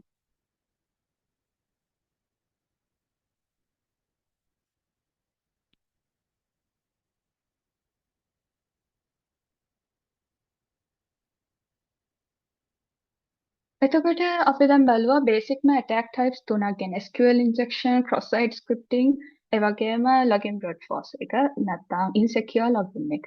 එතකොට අපි කොහොමද මේ වගේ දෙයක් අපි වෙබ්සයිට් එක ඩිසයින් කරද්දී avoid කරගන්නේ? පළවෙනිම දේ තමයි අපේ වෙබ්සයිට් එක අපි secure coding practices follow කරන්නට ඕනේ. කියන්නේ අපි ඔකට ඇඩ් කරන හැම ෆන්ක්ෂනලි ලයින් එකක්ම නැත්නම් හැම නිකන් බියුටිෆයි කරන්න කියන CSS ස්ටයිල් එකක් හරි HTML කන්ටෙන්ට් එකක් හරි මොකක් හරි හැම කෝඩ් එකක් ගැන අපි බලන්න ඕනේ මේ කෝඩ් පාර්ට් එක හින්දා මේ ෆන්ක්ෂන් එක හින්දා නැත්නම් යා ඉන්පුට්ස් ගන්න එක හින්දා ඒ ඉන්පුට්ස් අපි ලිමිට් කරලා තියෙන විදිය හින්දා එතනින් මොකක් හරි security vulnerability එකක් expose වෙන්න පුළුවන්ද කියන එක. එතකොට මේක සාමාන්‍ය අපි ගත්ත වෙබ්සයිට් එක 5000 lines 10000 lines වගේ ගොඩක් දුරට ඒක යනවා. ඒ වගේ තමයි කාලෙන් කාලට අපිට වෙබ්සයිට්ස් වෙනස් කරන්න වෙනවා. අලුත් ෆීචර්ස් ඇඩ් කරන්න වෙනවා. ඒතකොට මේ හැම වෙලාවකදීම අපිට මේ ලයින් එකක් ගානේ අපිට මේක සිකියුරිටි එක එන්ෂුවර් කරන්න අමාරුයි. එතකොට ඒකට අපිට තියෙනවා කෝඩ් ස්කෑනර්ස් තියෙනවා ස්ටැටික් කෝඩ් ඇනලයිසර්ස් කියලා තියෙන. ඒ වගේ එකක් දාලා අපිට පුළුවන් මේ අපේ කෝඩ් රෙපෝ එක ස්කෑන් කරගන්න. ස්කෑන් කළාම ඒ අපිට පොයින්ට් අවුට් කරනවා මෙන්න මේ කෝඩ් පාර්ට් එකේ මේ විදිහ වල්නරබිලිටි ඔය ඉම්ප්ලිමන්ට් කරලා තියෙන විදිහට මේ වගේ වල්නරබිලිටි එකක් රයිස් වෙන්න පුළුවන් කියලා.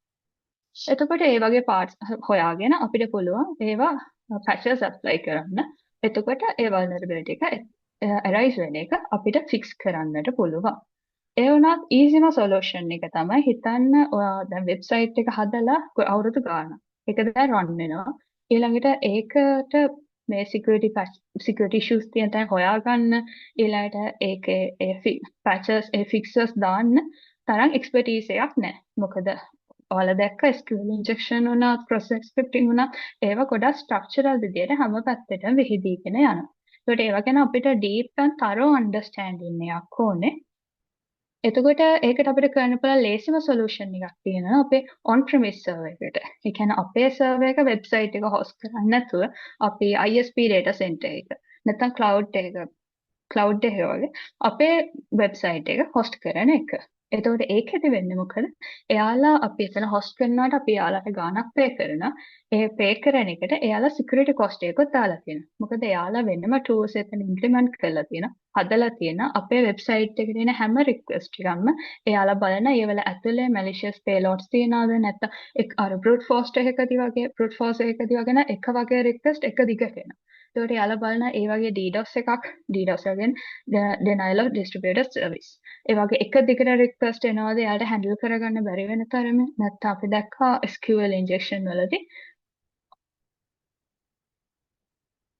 SQL injection එකදී අපි දැක්කා ඒ payload එක යවද්දි හැම වෙලේම use කරන දෙයක් තමයි අර එයාලගේ අර comment symbol එක. comment symbol එක use කරන. ඊළඟ cross site scripting වලදී අපි දැක්කා script tag එක. එයාලා යූස් කරනවා. අර ඒ වගේ සිග්නේචර්ස් තියෙනවා. මේ වගේ තියෙන දේවල් මේ යූසර්ස්ලා එවන රික්වෙස්ට් ඇතුලේ තියනවාද කියලා බලලා ඒකට අපි කියනවා වෙබ් ඇප්ලිකේෂන් ෆයර්වෝල් එකකින් තමයි ඒක චෙක් කරන්නේ. ඒ වගේ බෑඩ් රික්වෙස්ට් ඔක්කොම එයාලා එතනින් හලනවා. හලලා හොඳ එයාලා ට්‍රස්ට් කරන්න පුළුවන් රික්වෙස්ට් ටික විතරයි එයාලා අතට ගන්න. ඊළඟ DDoS preventer API gateway වගේ තියෙනවනේ අර login brute force එකේදී එක දිගට එන රික්වෙස්ට් එකේ එයාලා ඒක රේට් ලිමිට් කරනවා. ඒ තප්පර ගානකට රික්වෙස්ට් දෙකයි යන්න දෙන්නේ. ඒ වගේ එයාලා මේ අපි කියන explicit controls බාහිරින් ඔය වගේ malicious payloads අපේ වෙබ්සයිට් එකට එන එක එයාලා වළක්වනවා.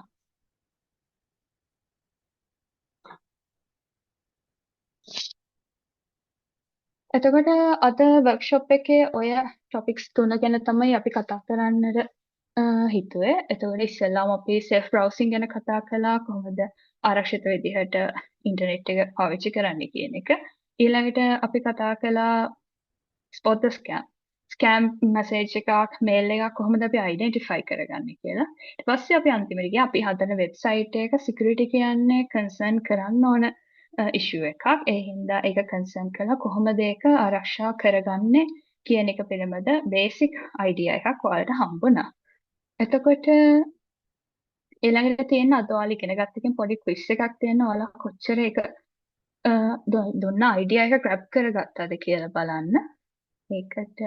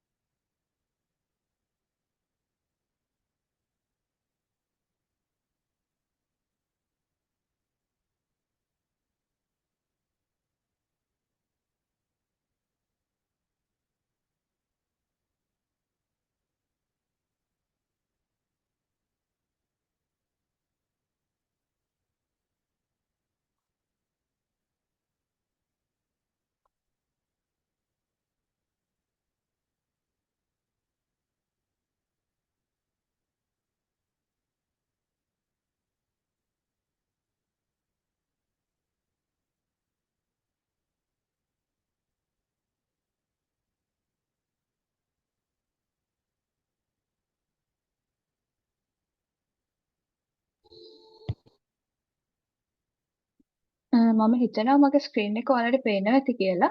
ඒකෙදි ඔයාලට පුළුවන් joinmyquiz.com කියන එකට URL එක access කරලා මේ කෝඩ් එක 746231 කියන කෝඩ් එක දීලා quiz එකට join වෙන්න.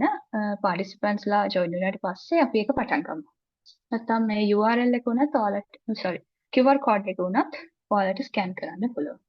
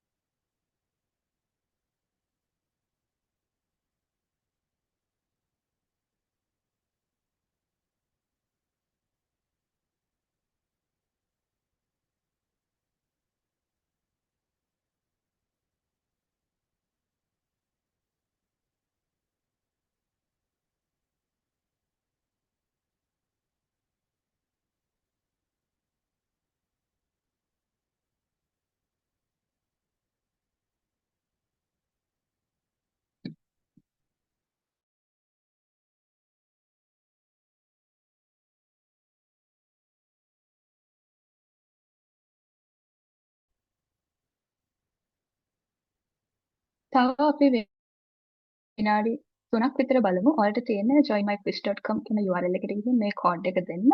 නැත්නම් මේ QR එක ස්කෑන් කරන්නත් පුළුවන්.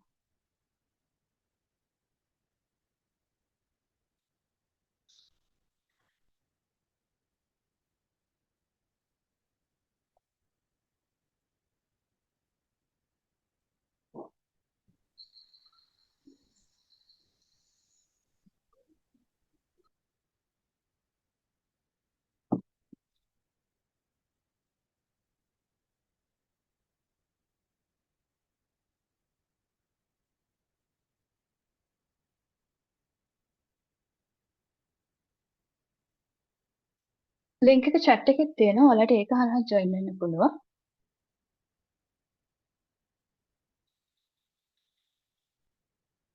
passcode එක තමයි 746231.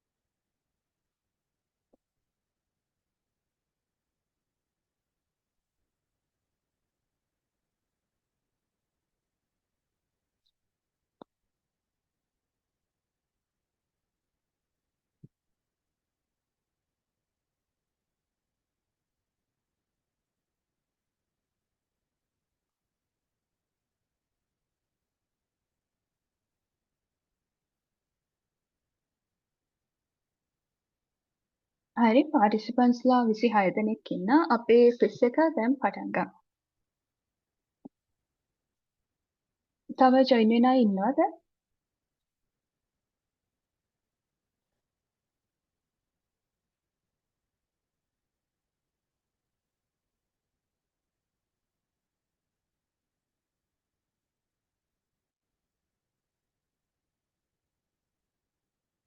හරි අපි quiz එක පටන් ගමු. මේකේ පොඩි ප්‍රශ්න තුනක් තියෙන්නේ. එතකොට ඔයාලා අද ගත්ත understanding එකත් එක්ක ඔයාලට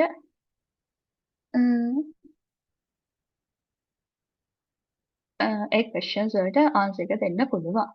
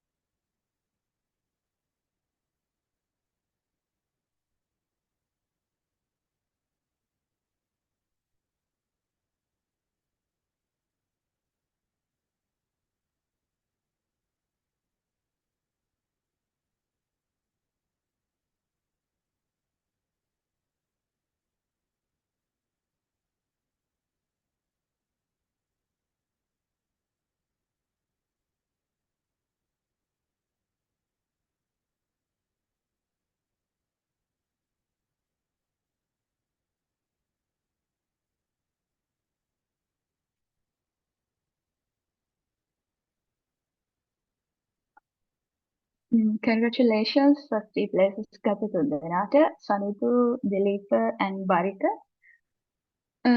එතකොට අද අපේ workshop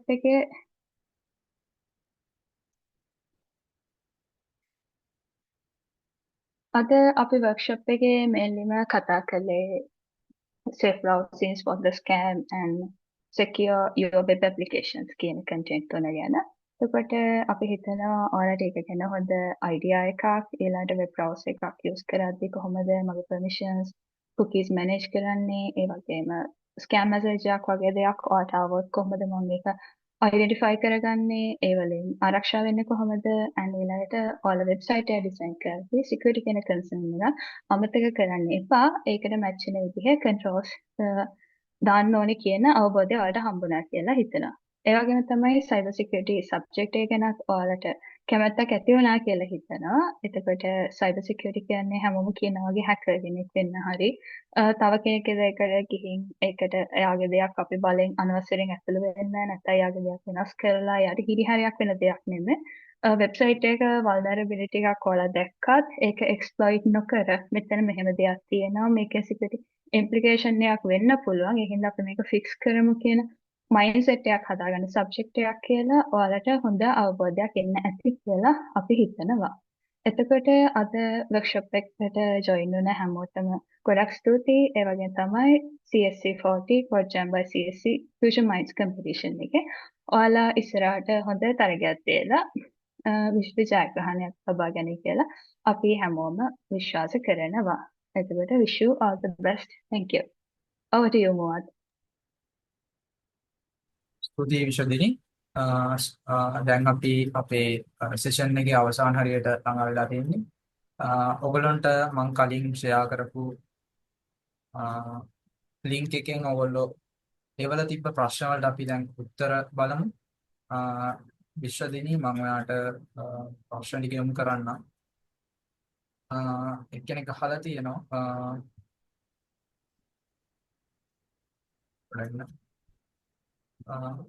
what about the scam message of A? Because it's HTTPS, can scammers use this HTTPS? Scam message දෙකක් කාශ්‍රයෙන් අහපු ප්‍රශ්නෙට අදාළව මේ ප්‍රශ්නේ අහලා තියෙන්නේ.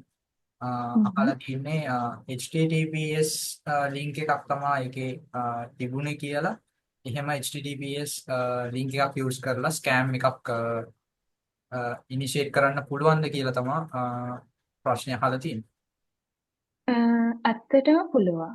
ඒක අපි කියත්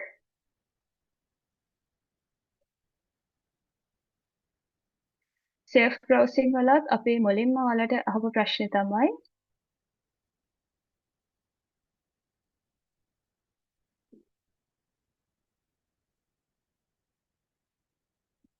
HTTPS කියලා තියෙන හැම වෙබ්සයිට් එකක්ම සේෆ්ද නැද්ද කියන. එතකොට අපි ඒකෙදි කිව්වා එහෙම තියෙන පමණින් සේෆ් වෙන්නේ නැහැ. මොකද අපි අර එයාගේ URL එකට ගිහිල්ලා බලන්න ඕනේ මෙයා ඇත්තම වෙබ්සයිට් එකක්ද.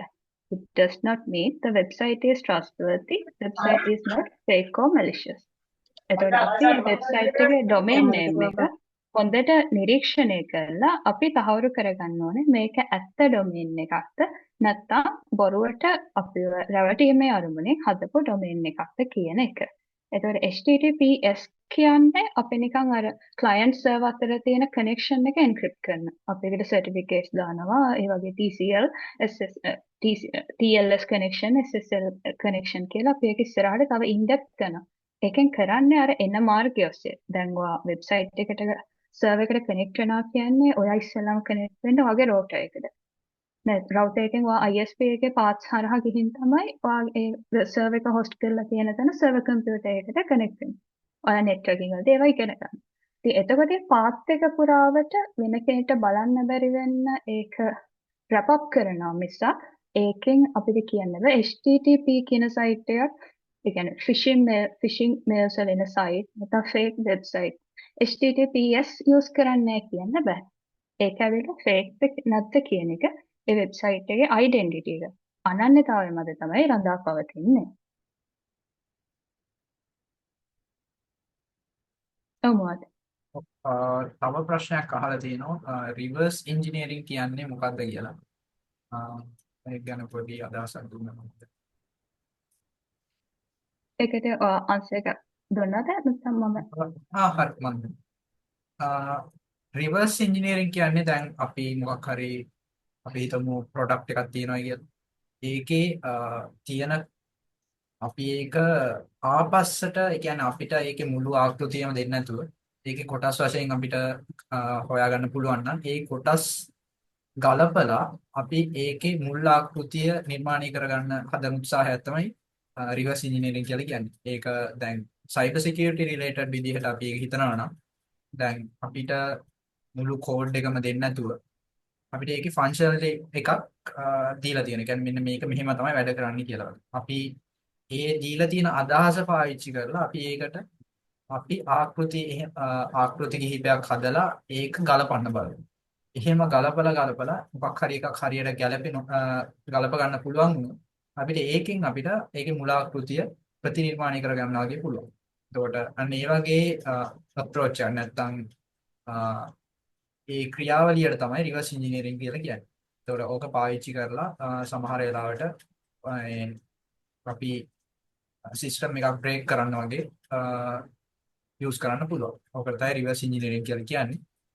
ඒක ගැන ඉදිරියේදී තියෙන සෙෂන්ස් වලදී ඔයගොල්ලන්ට දලා අදහසක් ලැබෙයි කියලා මම හිතනවා. ඔයගොල්ලෝ ඉස්සරහටත් ওই වර්ක්ෂොප්ස් වලින් ඉතුරු ඒ කියන්නේ අපේ CTF ගැන ගොඩක් ප්‍රශ්න අහලා තිබුණා. CTF එකට අදාළ වෙන ප්‍රශ්න වලට උත්තර මේ ওই ස්ලයිඩෝ ප්‍රශ්න වලට උත්තර ඒකෙම දීලා තියෙනවා. ඊට අමතරව කට්ටිය අහලා තිබුණා CTF එක ගැන ගොඩක්. ඒතකොට CTF එකේ එන ප්‍රශ්න සහ ඒකට එන මේ challenges වලට බොහෝ උත්තර මේ ඉස්සරහට තියෙන workshops වලින් අද තිබ්බ workshop එකකින් ඔයගොල්ලන්ට දෙනවා. එතකොට ඒකේ කතා කරන ඒවා තමයි බොහෝ දුරට ඔයගොල්ලන්ට ටාස්ක් විදියට දෙන්නේ. එතකොට ඒකට පිටින් ලොකුවට ඒ කියන්නේ පාසල් ළමයින්ගේ දැනුම් මට්ටමට එපිටින් වගේ ඒවා අහන්නේ නැහැ. ඒක හින්දා ඒ ගැන වැඩි කලබල වෙන්න ඕන නැහැ.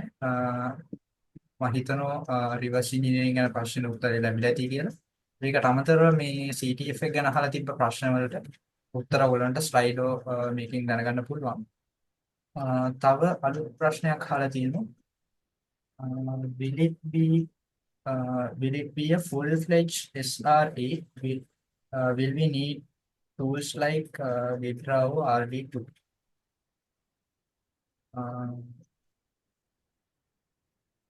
ඕගොල්ලන්ට ඒ කියන්නේ ගොඩක් complicated tools ඒවා use කරන්න දෙන්නේ නැහැ. අපි මේ sessions වලදී ඔයගොල්ලන්ට introduce කරලා දෙන ඒවා තමයි ඔයගොල්ලන්ට use කරන්න වෙන්නේ.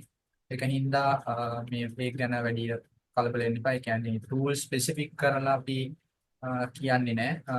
එහෙම use කරන tools තියෙනවා නම් අපි ඉස්සරහ sessions වලදී ඒවා ඔයගොල්ලන්ට introduce කරලා දෙනවා.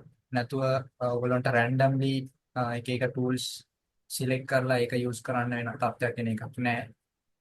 ඒ කියන්නේ මම හිතනවා ඒ ප්‍රශ්නේ උත්තරය හම්බුනායි කියලා. ඒකට මම තව දෙයක් ඇඩ් කළොත් කමක් නැද්ද? ඔව් කියන්න. විශ්වවිද්‍යාලය. ඒකදී දැන් අපිට cyber security tools ගොඩක් තියෙනවා. එක එක reconnaissance වල ඉඳන් ඒ කියන්නේ අපි හොයාගන්නවා, නිරීක්ෂණය කරලා ඊළඟට අපි එතෙන්ට ගිහින් plant වෙනවා, එතන exploit කරනවා, lateral movement අනිත් systems වලට යනවා. ඒ වගේ tools ගොඩක් තියෙනවා. එතකොට ඒ tools අර කිසි අවබෝධයකින් තොරව නිකන් මම මෙහෙම tool එකක් තියෙනවා මට පුළුවන් මේකේ තව කෙනෙක්ගේ data ඇදලා ගන්න. නැත්නම් එයාගේ phone එකට malware එකක් ගිහින් install කරලා එයා කරන දේවල් එයා FB එකට login වෙනවා නම් ඒ password මට ඇදලා ගන්න පුළුවන්. අර ඒ වගේ දේවල් අර responsibility එකක් නැතුව කරන්න යන්න එපා. මොකද ඒක especially ඔය government website, bank website වගේ දේවල් අපි යවන හැම request එකක්ම එයාලා එහෙම monitor කරනවා. අපි tool එකකින් scan එකක් කළා අපේ IP එක මෙන්න මේ වෙලාවේ scan එකක් initiate කළා nmap එකකින් කියලා එයාලගේ තියෙන tools වල අපි කියන defensive tools.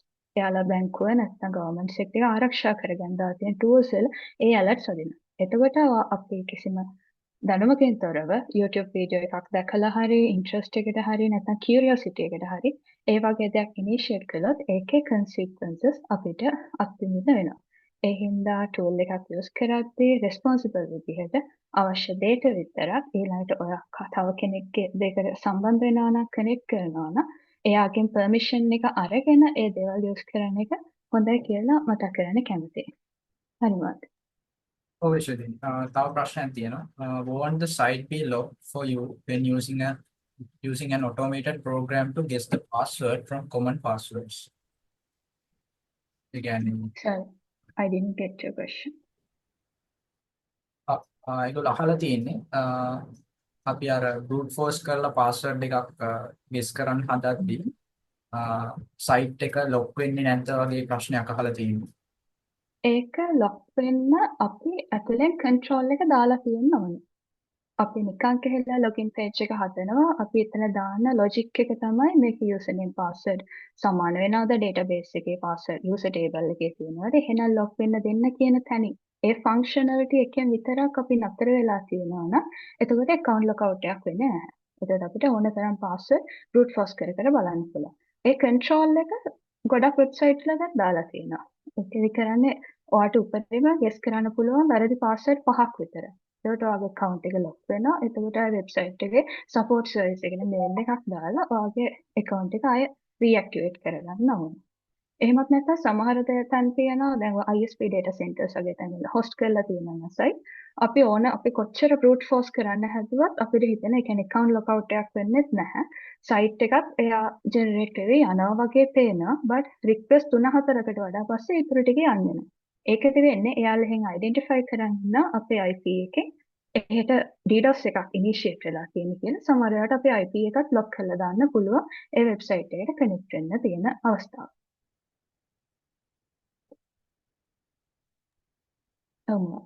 ස්තුතියි ඒ ටික තමයි අපිට ලැබිලා තියෙන ප්‍රශ්න.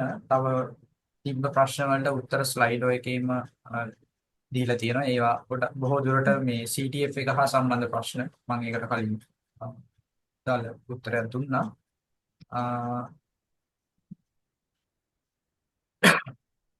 එහෙනම් අපි සෙෂන් එක මෙතනින් ඉවර කරගමු. ස්තුතියි විශ්වදිනී ඔයාගේ පරවත් දේශනයට. මම හිතනවා මේකට සහභාගී වෙච්ච හැමෝම ලොකු අදහසක් ඔයගලන්ට ලැබිලා ඇති. ඔය වෙබ් සිකියුරිටි සම්බන්ධයෙන් අපි හැමෝටම මේ දවස්වල හැමදාම ඒ කියන්නේ ඉන්ටර්නෙට් සර්ෆ් කරන කට්ටිය කියන්නේ දැන් ඕනම වයස් භේදයකින් තොරව ඕනම කෙනෙක්ට ඕන අවශ්‍ය දැනුම තමයි මේ සෙෂන් එකේ දුන්නේ. අනිත් එක මේ දැනුම ඕනම කෙනෙක්ට තියෙන්න ඕන දැනුම. මේ දවස්වල ඕන තරම් scams web related phishing activities වගේ ඕන තරම් ඉනිෂියේට් වෙනවා. මේ ගැන දලා අදහසක් හෝ කියන්නේ ඒ ගැන හරි අදහසක් නැත්නම් ඔයගොල්ලෝ ඒකට ගොදුරු වෙන්න පුළුවන්. ඉස්සරහට කරන workshops වලටත් ඔයගොල්ලෝ මේ විදිහටම සම්බන්ධ වෙලා ඒ කියන්නේ මේ වගේ වැඩියෙන් දැනුම ලබාගෙන ඉස්සරහට දෙන challenges වලට ඒ challenges වලට අවශ්‍ය දැනුමත් ඒකෙන් ඔයගොල්ලෝ ලබා ගන්න. ඒ එක්කම මම සෙෂන් එක ඉවර කරන්න කලින් ඔයගොල්ලන්ට සුබ වතන ඉස්සරහට තියෙන challenges වලට ඔයගොල්ලන්ට සුබ දවසක්. ස්තුතියි සහභාගී වුණ හැමෝටම. Thank you, Hamilton, and wish you all the best.